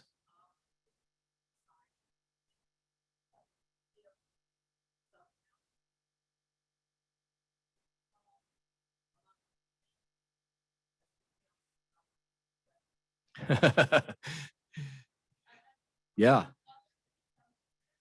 Yeah, no, the comment was, and many of you remember that, the dining room at the Colonial Inn was a highly sought after place. Yeah, and it is. I was looking through some old photos the other day of it, and would it be neat if somebody came forward and wanted to turn that into an order off the menu restaurant and you really utilize it for that? We would definitely love to get that proposal and meet with somebody that would be interested in that. So, Ken. Yes. Yeah. Ken Zula is complimenting Melissa Tinsley. Yes, absolutely.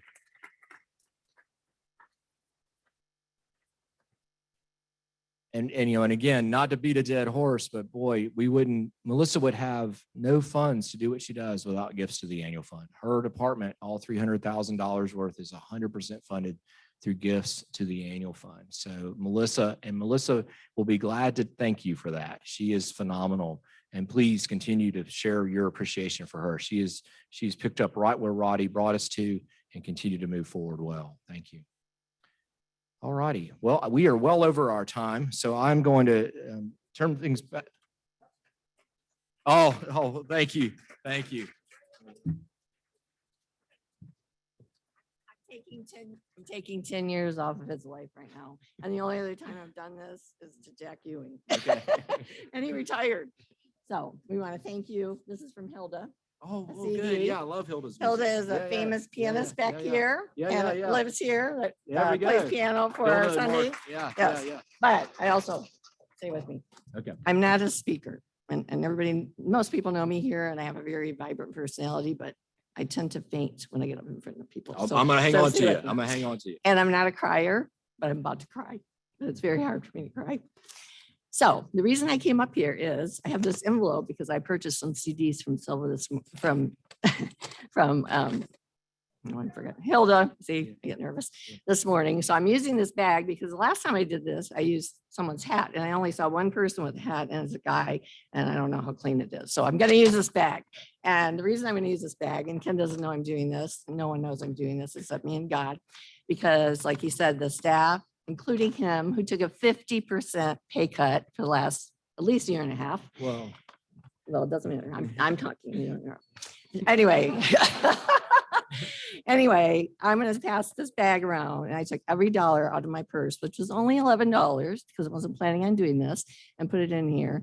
But I would like to pass this around for anyone that would like to donate money for Ken to equally distribute among all the staff that's worked so hard this last year and a half and had so many complaints. And I would also encourage you all, like the other day, I took a couple and checked in Lambeth Inn and there were tons of cobwebs on the window as you're going in.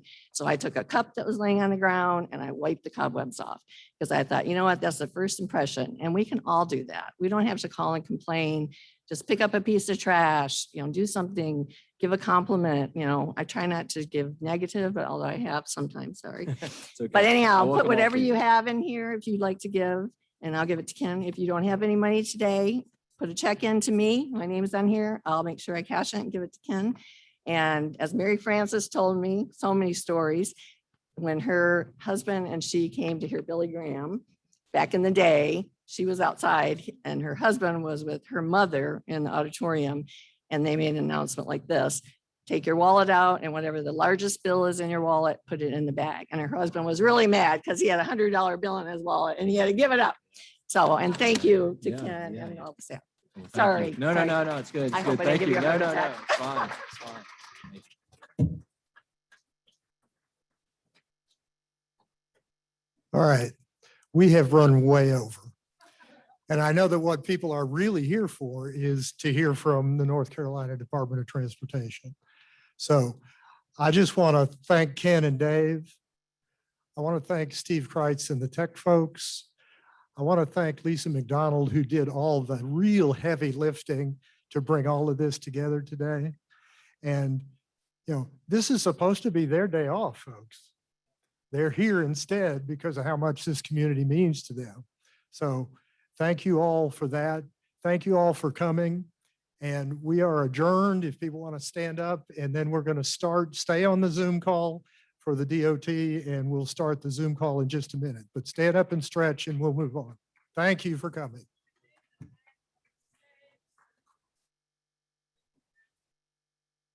All right, we can put the bag on the stage. Okay, we'll put the bag at the door. Anybody that wants to put something in it, will have the bag at the door.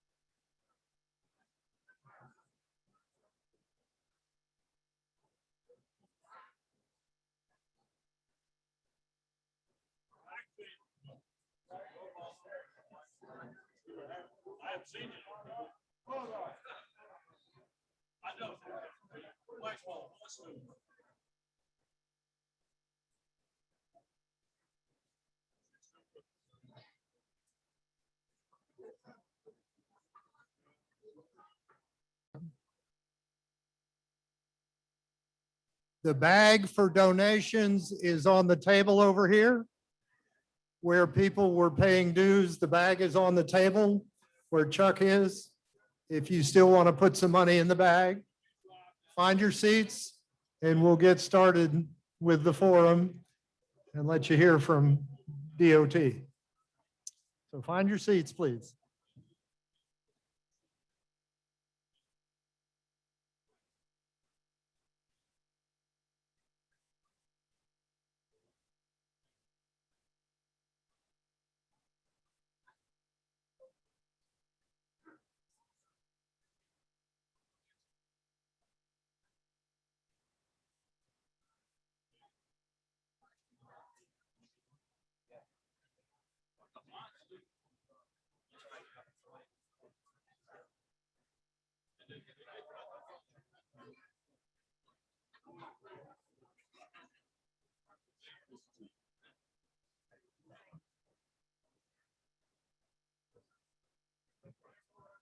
So we're going to go ahead and get started. So please find your seats. Thank you, Lee, for getting us back together. We appreciate everyone being here today and asking your questions. So as we get started, I want to begin by sharing with you that we first learned about this project probably 4 years ago. And it was Jack Carlisle and I think Jack Ewing were meeting with the Department of Transportation regarding the interchange over near Lowe's in that area. And during that conversation, we asked them what projects were on the horizon. And they mentioned that this project would be one that would be coming up at some point. They knew that the bridges needed to be replaced. And what they told us at that time, and they've been true to their word, is that as they got closer to the project, they would reach out to us and they would inform us of what was going on. We were one of the first people that they called. And they called earlier this year, and we sat in on a meeting regarding the utilities in that area. So DOT has done a phenomenal job of reaching out to us. And then Dave and I just want to make sure you know this too. From day one, we began sharing with the community that this was coming, and we've been sharing information. So we want you to be informed. We want you to be aware of what's going on. And we want to make sure that if you have input into the process or input into for the DOT, that you can do that. Before Garrett comes up, I want to say I've been impressed with this young man.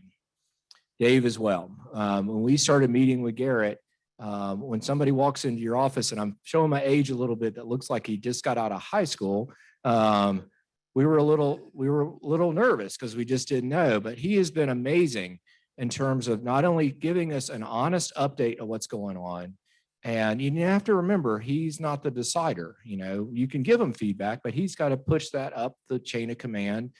He's done an amazing job of that. Everything that we've shared with him, he's pushed up the chain of command. He's shared with people, and DOT has been very responsive.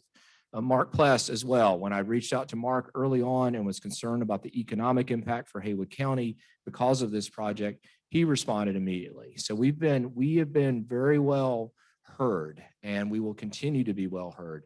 The last thing I want to share with you is I want to remind you of who we are.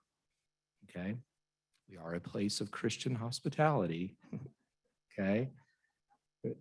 So I know we can get emotional but I know you're going to give good feedback today, but let's remember Garrett is here. He will listen to you. And even though he may not be able to answer everything today, let's be patient with him. He will give you some good information. So Garrett, come on up.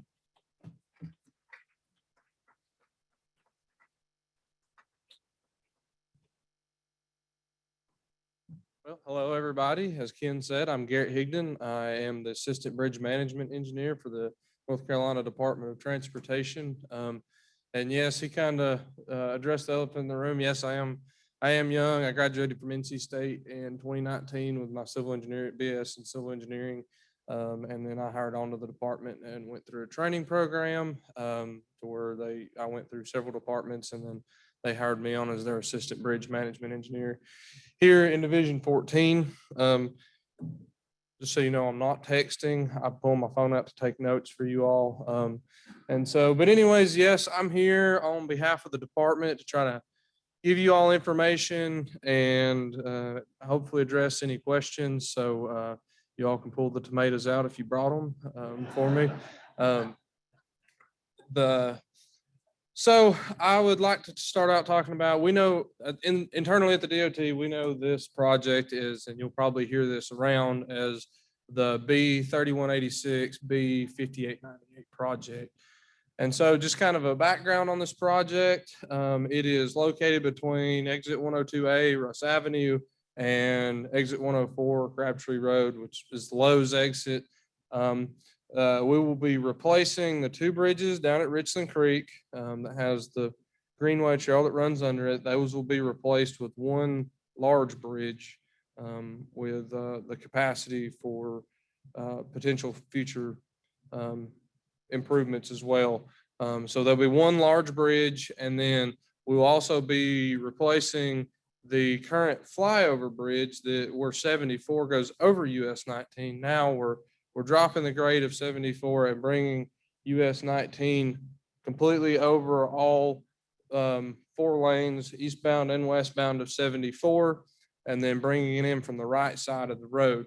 That is in our mind, a significant safety improvement. As you all know, if you're coming from 19 going towards, and you are heading towards Lowe's to pick something up, you've got to pull up, you're on a hill, you've got to cross 4 lanes of traffic and get in that lane very quickly. And so we have researched it and found that that was an issue, and that's one of the big safety concerns that we're trying to address with this project.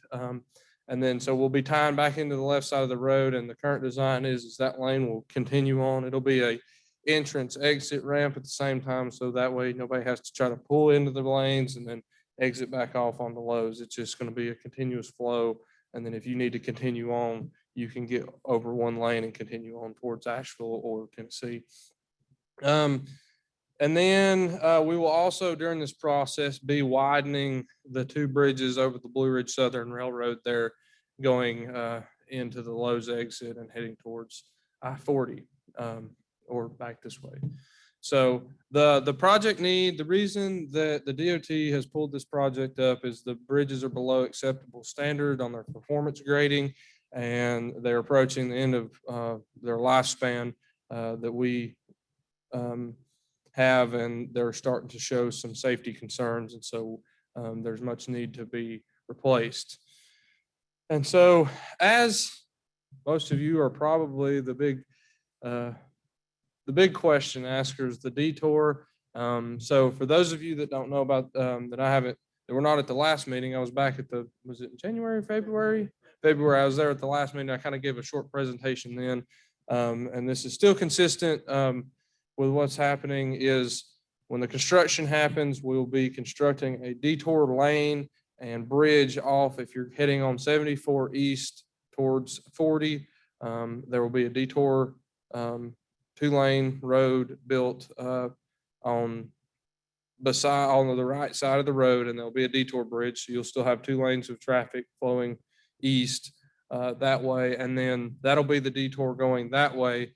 The detour to come back, and this is the kind of the difficult part to explain, but if you're wanting to come back around to the assembly from 74, the detour will be coming down US 74 eastbound, taking the exit to Russ Avenue, coming back up 276 onto 19, and then coming back around to the assembly.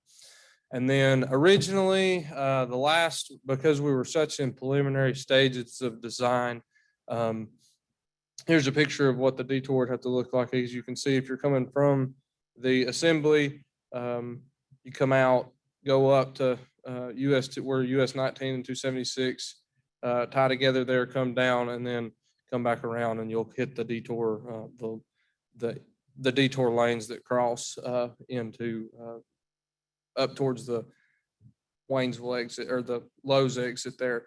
And I know the original questioning, and back when I met in February, we were only about in 25% design phase. We got to looking into the detour. And then as we progressed along with the design, we didn't know how long the construction phasing was going to go. And then the first, I guess, step when we looked at the construction phasing was that the detour is going to take approximately 3 years. Just the way that the grades had to change and flip, and because it's hard to, flip the roads completely around. And that was the struggle that we had. And then we reached out to Lake Junaluska and Maggie Valley, Haywood County, and Waynesville all, and they voiced their concerns. Representative Pless voiced his concerns to us. And so we challenged our designers to start taking a look if there's anything that we can do. Is there any way we can shift the alignments around or build something up to get portions? The major, and this might be getting a little too deep into the design talk, but the major questions is how we was going to construct the new bridge that goes over 19, keep the detour without having to take all those buildings down on that industrial part, and be able to keep traffic open as long as possible. And so we have, and I haven't got any plans to show. Our designers are working very hard on this, but they are fairly confident. And instead of 3 years, they have configured it around, moved.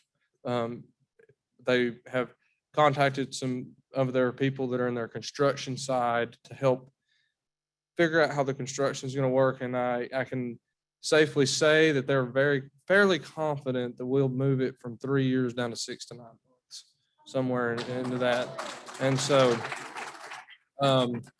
I know that was the big thing. We're now able to, the way that they've got it configured, like I said. Now, once again, I'll put the disclaimer in there that all things are still preliminary until the plans get sealed by the professional engineers. But they told me the other day that they were fairly confident that they could pull that down, and they've had several people that have significant construction experience look at it, and they believe that they can pull it down to 6 to 9 month range. And so that was a huge blessing on my end, because I know I was going to have to face a lot of people that were not going to be very happy about that.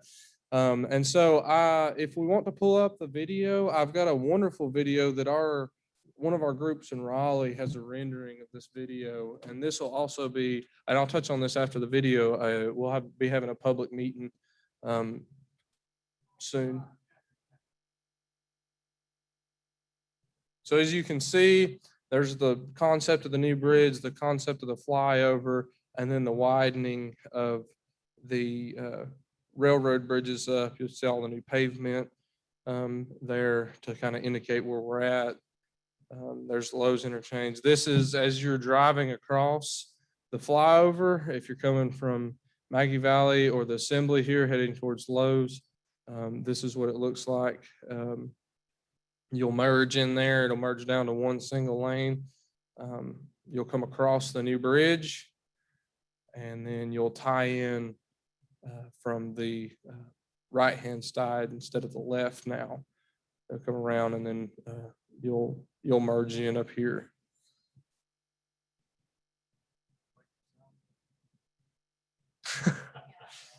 Oh, down there next to the road on the other side?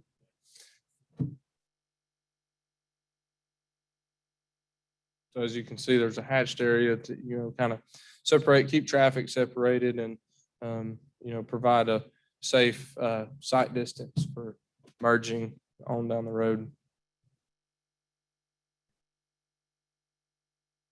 Yeah, if you want to go back, you want to see the big flyover from the aerial.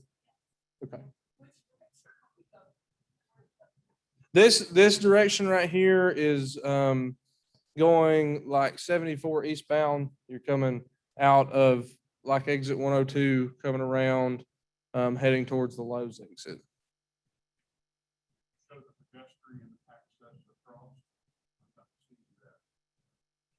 The pedestrian access under the bridge there.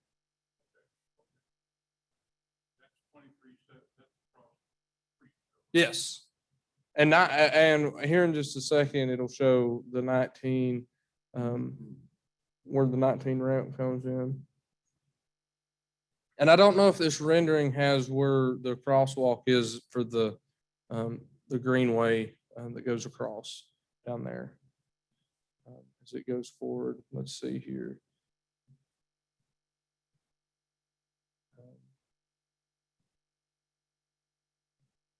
So if you'll go back just a little bit, here's your aerial view again.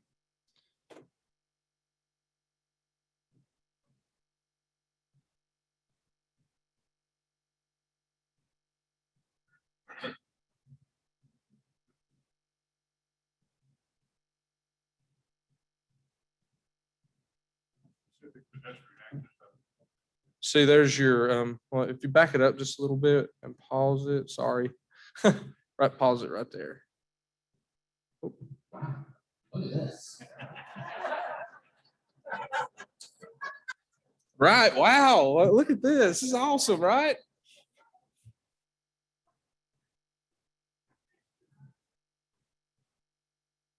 If you'll, this is a different video.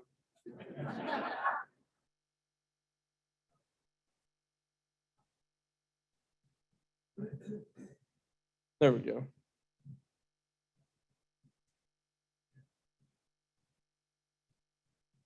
So if you'll scroll back just a little bit where they can see the, where the pedestrian, right there.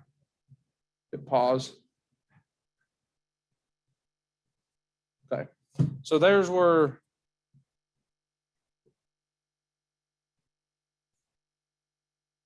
Okay. So there's where Hickory Hill entrance is, and then directly across from that, that's where the entrance to the Greenway Trail is. They don't show a crosswalk here. No, not yet. So to address that question, let me hold those questions till the end, and then I'll address the questions of the pedestrian bridge / the pedestrian tunnel. And so if you want to go back to my slideshow now, unless anybody has any portions of the video that they want to see. Again, this is also, I've shared this PowerPoint with Ken and Dave. And so the link to this video is in the PowerPoint. He can share that with the assembly. But if you'll click one more time, and this is just a good still shot of what the new flyover bridge is going to look like. So, and I wanted to address, I know several people have asked about the public meeting. We'll be having a public meeting sometime in August. We haven't got our dates set yet. I know that the original public meeting was supposed to be sometime in May or June. And due to the issues that we were having and the concerns that Lake Junaluska and the concerns that the towns and the county had about our detour length, we backed up and proposed an alternative, and then we didn't want to go forward with the public meeting until we had, that kind of ironed out, because we didn't want to say one thing, turn around, and then tell you it's another thing. And so the public meeting right now is scheduled for sometime in August. We're getting these renderings ready. We're getting the video ready. There'll be two ways to view the public meeting. You'll have a online option of, it will be the videos, the renderings, information, and then kind of a voiceover of the video. There'll be information on the project, and then there'll be a comment section that you can go and make your comments, or you can attend the public meeting wherever we have it. I know me and Ken has discussed potentially having it here at Lake Junaluska because it's the closest venue to the project. We'd like to have it close to the project so people can, if they're coming in or leaving, they can go by and look and kind of see what's going on. And so it may be potentially here at Lake Junaluska, and but it will be here, and you'll be able to attend and come and voice your concerns or field any questions. And we'll have all the information on posters, and hopefully we can answer any questions that you all have. So I would like to now open it up to any questions that anybody may have. Yes, sir.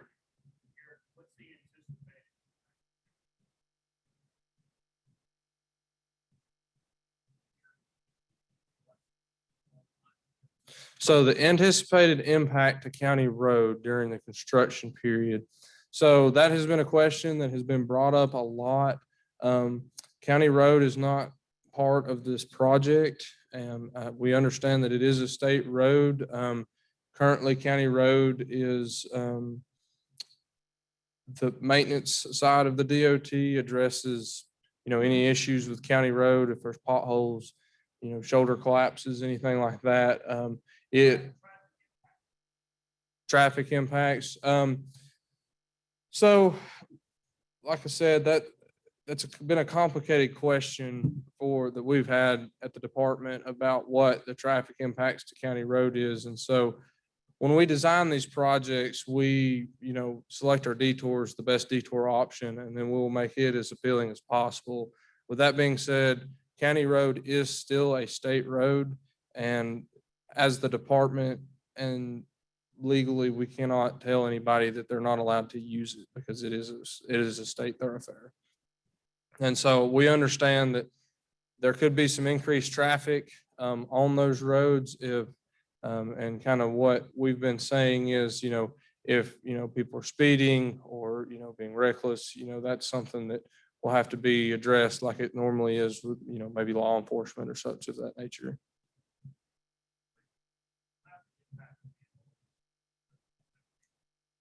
Right. Sorry, he had his hands up first. Apologize.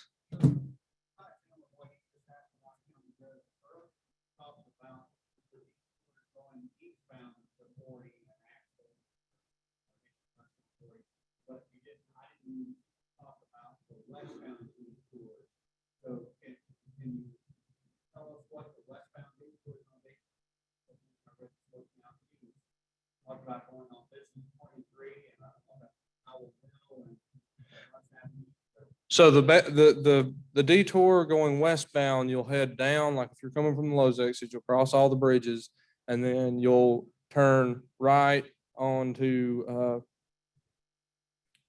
Russ Avenue, sorry, got tied up there. You turn right onto Russ Avenue and then come up to up US 276 to 19 and then take a right to come back around to the Assembly. Does that answer your question?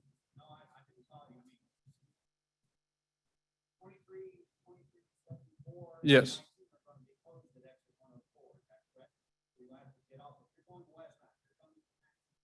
Mhm.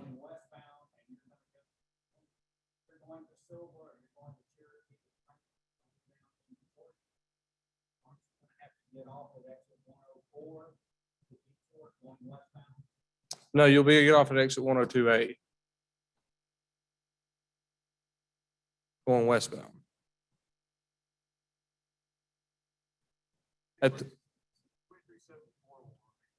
Yes, 2374 will remain open at all times.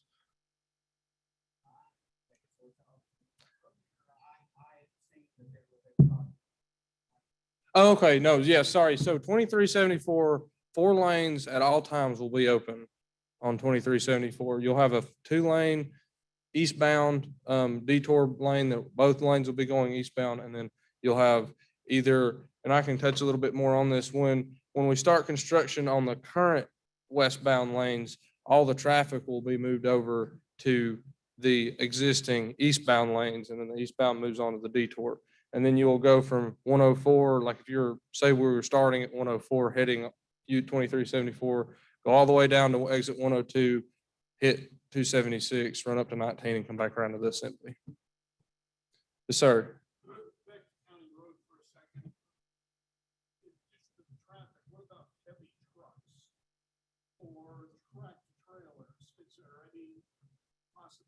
Of signs that say no large trucks? Yes, there is possibility to say that. Now signage is something that we can definitely take a look at. Once again, with it being another state road, there's really nothing we can't tell people not to use it. We can't say, no, don't go this way, only local traffic. The only time we can do that is if, construction on county road is going on and we've had to close the road down. Like I said, we're going to try to make the detour as appealing as possible. I understand that most of your visitors will be using the detour. Your locals, they probably use it now. They're going to continue to use it. It is and I understand it is a difficult decision that the department has really thought about. But at the end of the day, it's a state road, and we can't, unless it's through law enforcement or something of that nature, we can't enforce people that's going around it. Yes, sir.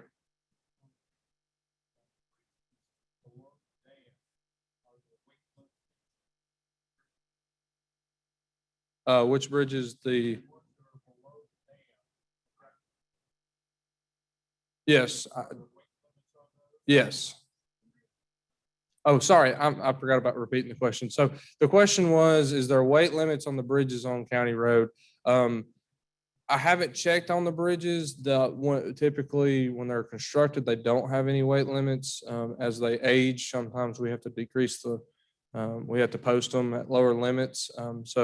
If they potentially may be posted depending on their age. And so I haven't looked into that, but I can.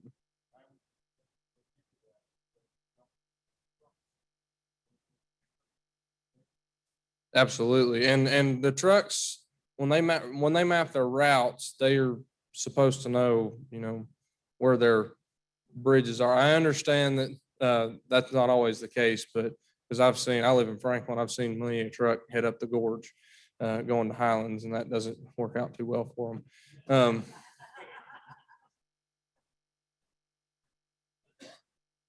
Does that answer your question, sir? The next hand that I seen was there. The anticipated start date right now is sometime this upcoming winter. So it'll start sometime between January and March.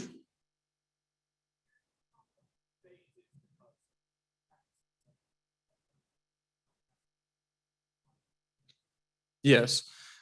So the first phase of the project will be, there will be no impacts to the roadways themselves right now as they exist. The first phase will be completely to construct that new detour route off to the right side of the eastbound lanes heading towards 40. And so that whole phase is expected to take right now a little over a year just to build that, get all the grades brought up, to pave and get the detour bridge in, and to start being able to bring all traffic to that detour bridge. So as Ken said, it's not like as soon as January comes, we're shutting everything down. We just we'll start with the phasing there. The next phase will be to start the construction of the flyover bridge. And this is where right now our phasing's a little bit crazy because we're trying to, get the alignment in to where we don't have to close 19 down for near as long.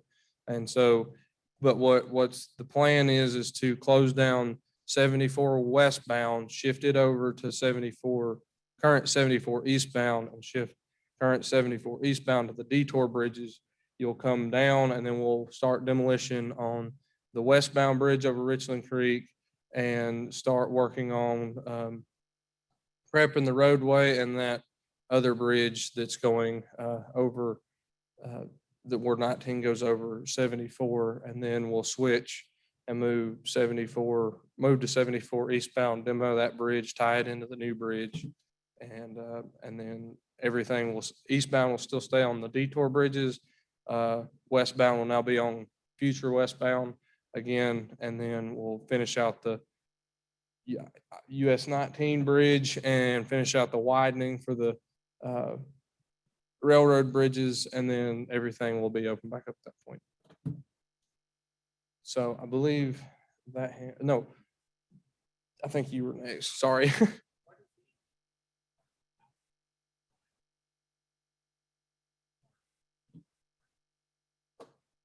The question is, what is the impact for South Lakeshore Drive, Hickory Hill Road, as far as traffic impacts?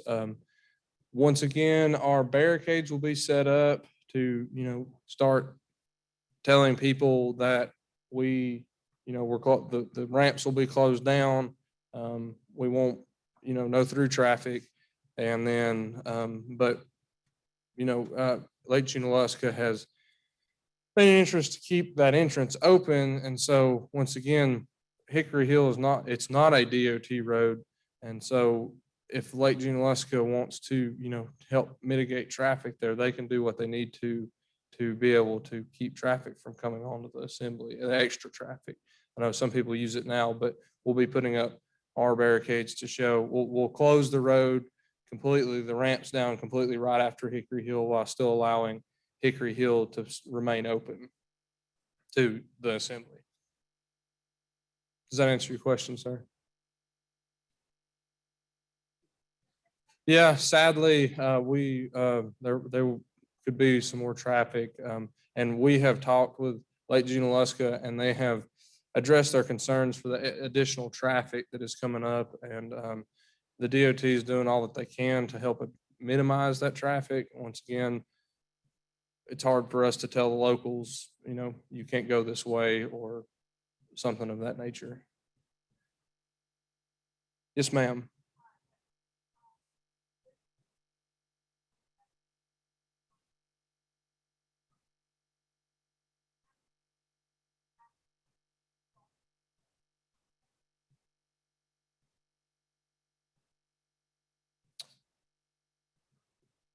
We have not looked into the temporary light at golf course. We have looked into the potential for a temporary light to help get traffic off of Russ back onto eastbound 74, but we haven't looked into anything at golf course.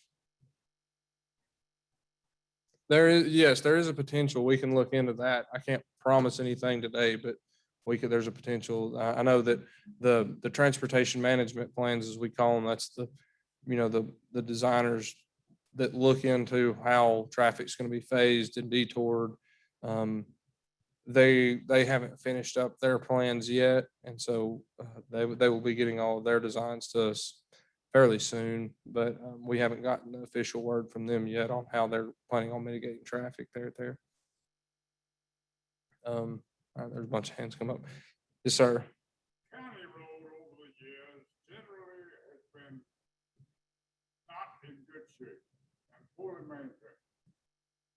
Are there any ideas in anybody's mind to correct that condition? That I don't know of off the top of my head, whether they're planning on resurfacing or widening County Road. To my knowledge, they don't have any projects going on, like major TIP projects that are going on for County Road. It could be, which that's separate from where I stand.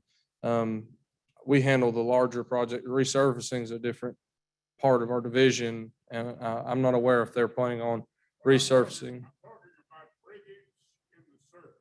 Yes. And generally poorly maintained roads, and I don't know, that's all I can say. I understand. And if you see any, and we've always said this, if you see any, shoulder cracking that's going to cause a hazard or potholes that come up on it, please notify the DOT and we can send crews out to fix it. A lot of times I tell people this, that, a lot of times potholes will pop up and we don't know about them because nobody's called us. How do you contact the DOT? You can contact, as far as that goes, you can contact the Haywood County Maintenance Office. They're the ones that, Well, there's a building down here. Okay, thank you. yes, ma'am.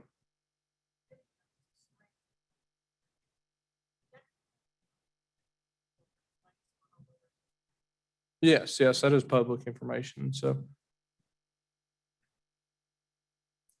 I'm sorry, I keep forgetting about that. So she had complimented on our video that we were making of the renderings. Once again, that will also be posted soon on a website for the DOT for the public meeting. But she'd also requested that be posted to the Lake Junaluska website so people could start viewing what the project's going to look like. Yes, sir. Revisit the issue of pedestrian access under, over, or at grade 19, but before that, also on both sides of the creek coming under 23 and 74, and also under the railroad bridge going to the Waynesville Recreation Center. That's the project. But most importantly, right now, in terms of pedestrian access over, under, or at grade on Yes, so there has been discussions with the department. Dave has kind of initiated the interest with for a pedestrian bridge / pedestrian tunnel. Sadly, with the conditions of the bridges on this project, we have to get those done quickly. And as soon as we have to get that project started as quickly as possible. And also due to this being like a cost share between the federal government and the Greenway Assembly / the town county, that will have to be the pedestrian bridge. And I've talked to Elizabeth Teague with the town of Waynesville, who is kind of helps Dave. She's on the committee with you, correct, Dave? And I know. Yeah, the Greenway Committee. And I don't know if she's talked to you since I talked to her, but it will have to be handled as a separate project, and it'll be a cost share between potentially between the federal government and the town or the county one. And then that will become a separate project because pedestrian bridges have all their own hurdles that you have to jump through. And we saw it as being a better option to have it being its own project. So it didn't get rushed to put in with this project. There's been not a fit that when we scope projects, we'll have a feasibility study for them. And we haven't had a feasibility study for that project yet because it has not become a project. I know Elizabeth was planning on talking to the rural planning organization so that they can look into starting the process of getting those funds, the feasibility studies of potentially putting in a pedestrian bridge there.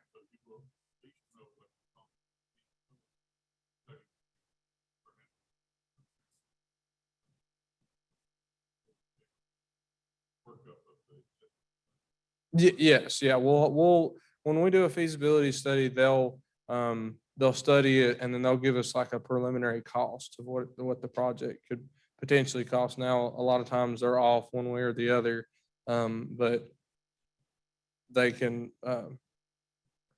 but it'll help us, have a ballpark idea of where we're wanting to head. Yes, ma'am.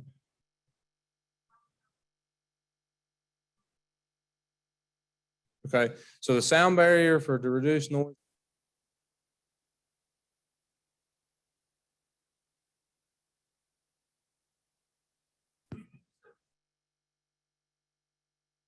Am I back on? Oh, there we go. Sorry. So the question was, how are we going to address sound with sound barriers on Hickory Hill Road? There's currently been a noise study done on the corridor. We went out and our designers went out and set up several monitoring devices to see what current noise was, and then they add a certain amount for us bringing the road up or down and to see what's happening there. I hesitate to say, but I do not know right off the top of my head what the calls were for off of that noise study. And so I would have to get back with that one.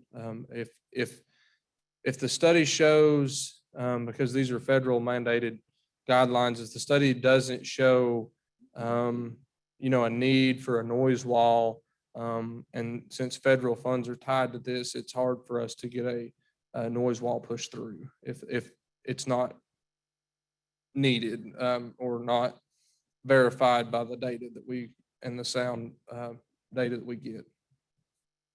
So, yes, sir.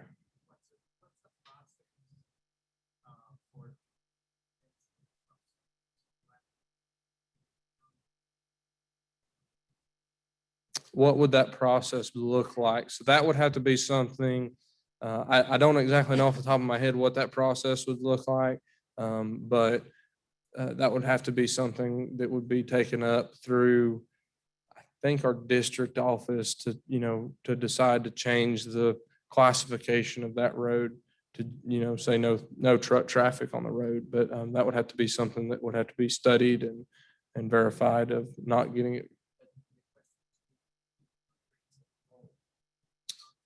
Who starts that conversation? I can ask around and I'll take a note now to see about if there's a potential to make it a no truck traffic.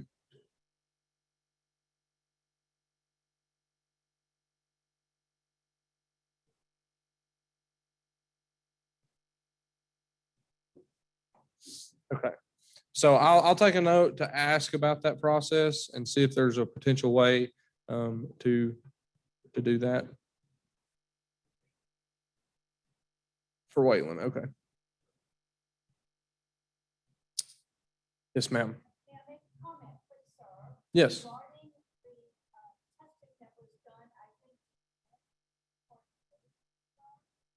home abuts Hickory Hill, and I think it's in January that someone from DOT was standing in my backyard taking noise measurements. January noise as compared to October noise is considerably different. We get, motorcycles don't come in one, they come in multiple. Oh, yes. Oh, and it's hideous, even like it is now. But if we have to have traffic, I'm thinking of the big truck question, and if you have to have traffic moving along Hickory Hill to get around that detour, it will be torture. It really will be. So I'm just asking that you consider the fact that the noise from January to October has no bearing on the January to October noise.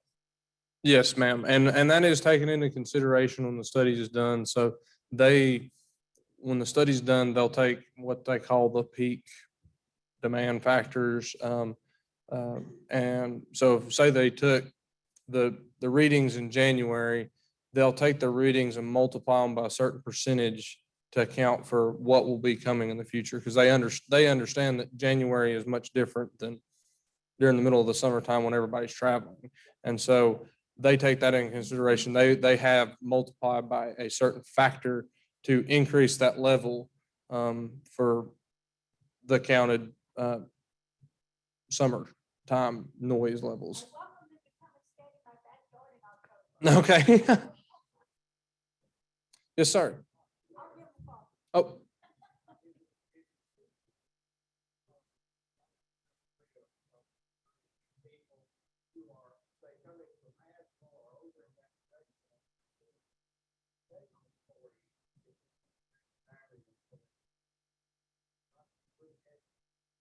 Yes, that is something that has also been considered. Right now, our detour obviously is just to show that, but I know that the department probably will put out when we put out our statements to say the project is starting. It may be something that we can look into considering, if they're going to route traffic to Maggie Valley, to have, Google or something route it down to Jonathan Creek. That way you keep as much of the 40 traffic off of this area as possible. I'm gonna write that down right quick. Yes, ma'am.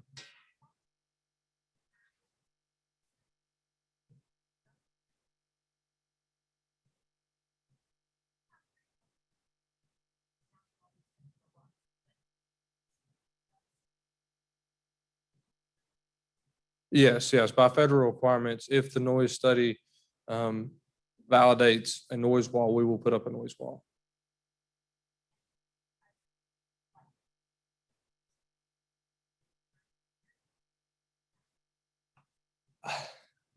I don't really know, to be honest with you, because I'm not a noise expert, and that's we have a noise unit in Raleigh that reviews everything. It's something that I'm very in the dark about as far as the noise study goes, and so I don't really know. They sometimes are hesitant to put up noise walls just because of they're not really aesthetically pleasing. But I understand that the need for them. There's other options that we could take to potentially to help mitigate noise as well, such as shrubbery or something of that nature, potentially. Okay.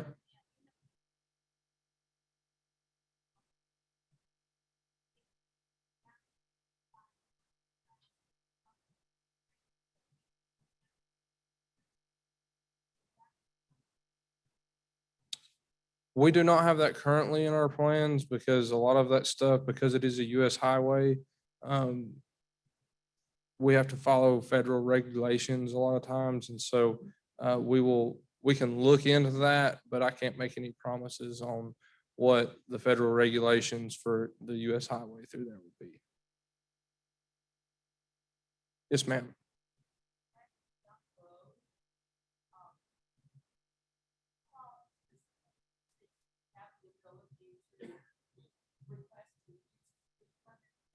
Flashing signs that show your speed and have more monitoring on that road during this period of time? Or if you don't, who would we go to with the local agencies? I just think such a dangerous road now. You take your heart in your hand, you exit off of Oxford Road or Understand. Yes, ma'am. Yes, and we understand that. And Once again, I know that the DOT does not have any signs that tell speed. That is more of like a police station, if I'm not mistaken. That's something that the police stations have that could potentially be put up, and whether it be the DOT or you all can request more policing on that road if they are speeding significantly already. It might be something to help out extra policing on that road.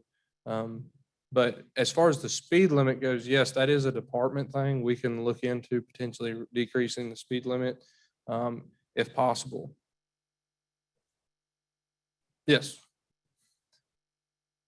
Yes, sorry. So the question for that was, is County Road, there's obviously a lot of concerns about County Road. But it was, is there potential to put up flashing signs that, tell the speed limit slash ask about if the department could lower the speed limit or put up a sign that tells your speed that it's going around the road. And to reiterate, the question was, as far as the speed limit sign that shows your speed, that would be something that the police department or something would have to put up, I believe. Decreasing the speed limit is something that the department can look into. Once again, I can't make any promises, but it's something the department can look into. And then also there was a suggestion too that where there could potentially be more policing that be done on the road to help mitigate the speed and make sure that the travelers don't fly through there. So, yes, sir. You sent to report to DOT where we had problems on County Road. And a place where I have gone is on the road that runs in front of Food Line. Yes, Paragon Highway or Paragon Parkway. And I've turned my left to get into an office area. Yes. Yes. I've done that on numerous times with absolutely no effective response. Okay. And now that you're around, maybe that thing will be perfect.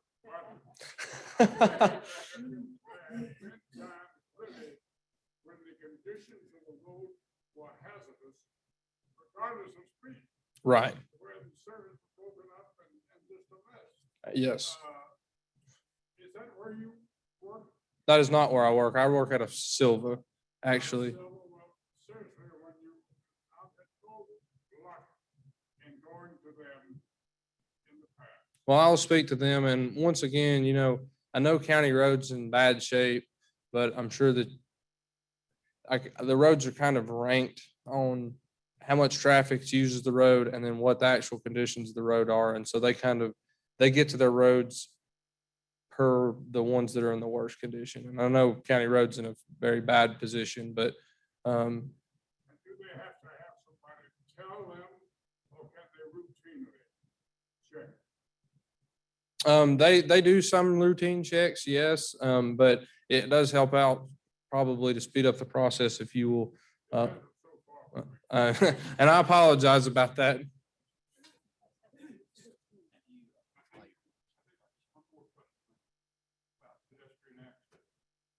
Yes, sir. I think there's a strong case that can be made. To weigh the cost sharing. Determining whether or not a pedestrian bridge or something else to be done regarding pedestrian access across 19. If that could be weighed, and any planning for a bridge, for example, could be done at the same time that you're doing this, and could also be included during the construction period, I think it would make it more likely that we would get the pedestrian bridge. So I'm asking whether and how that cost sharing agreement could be weighed so that the department could go ahead and do that planning right now and figure that out. I'll have to ask about that. I do not know what those plans are and how that process works. That's out of my control. I apologize. I'm just a bridge man. And I know that is a pedestrian bridge, but as far as getting it to a project, that is another unit in our department. And so we'll have to talk to them.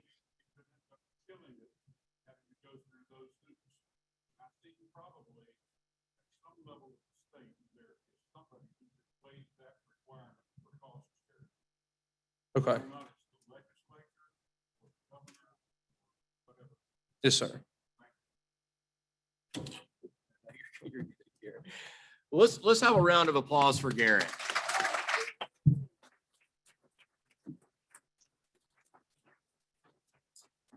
This truly is a blessing that we can get the information before really the public input process begins. And we appreciate him taking his day off too and coming all the way from Franklin and being here.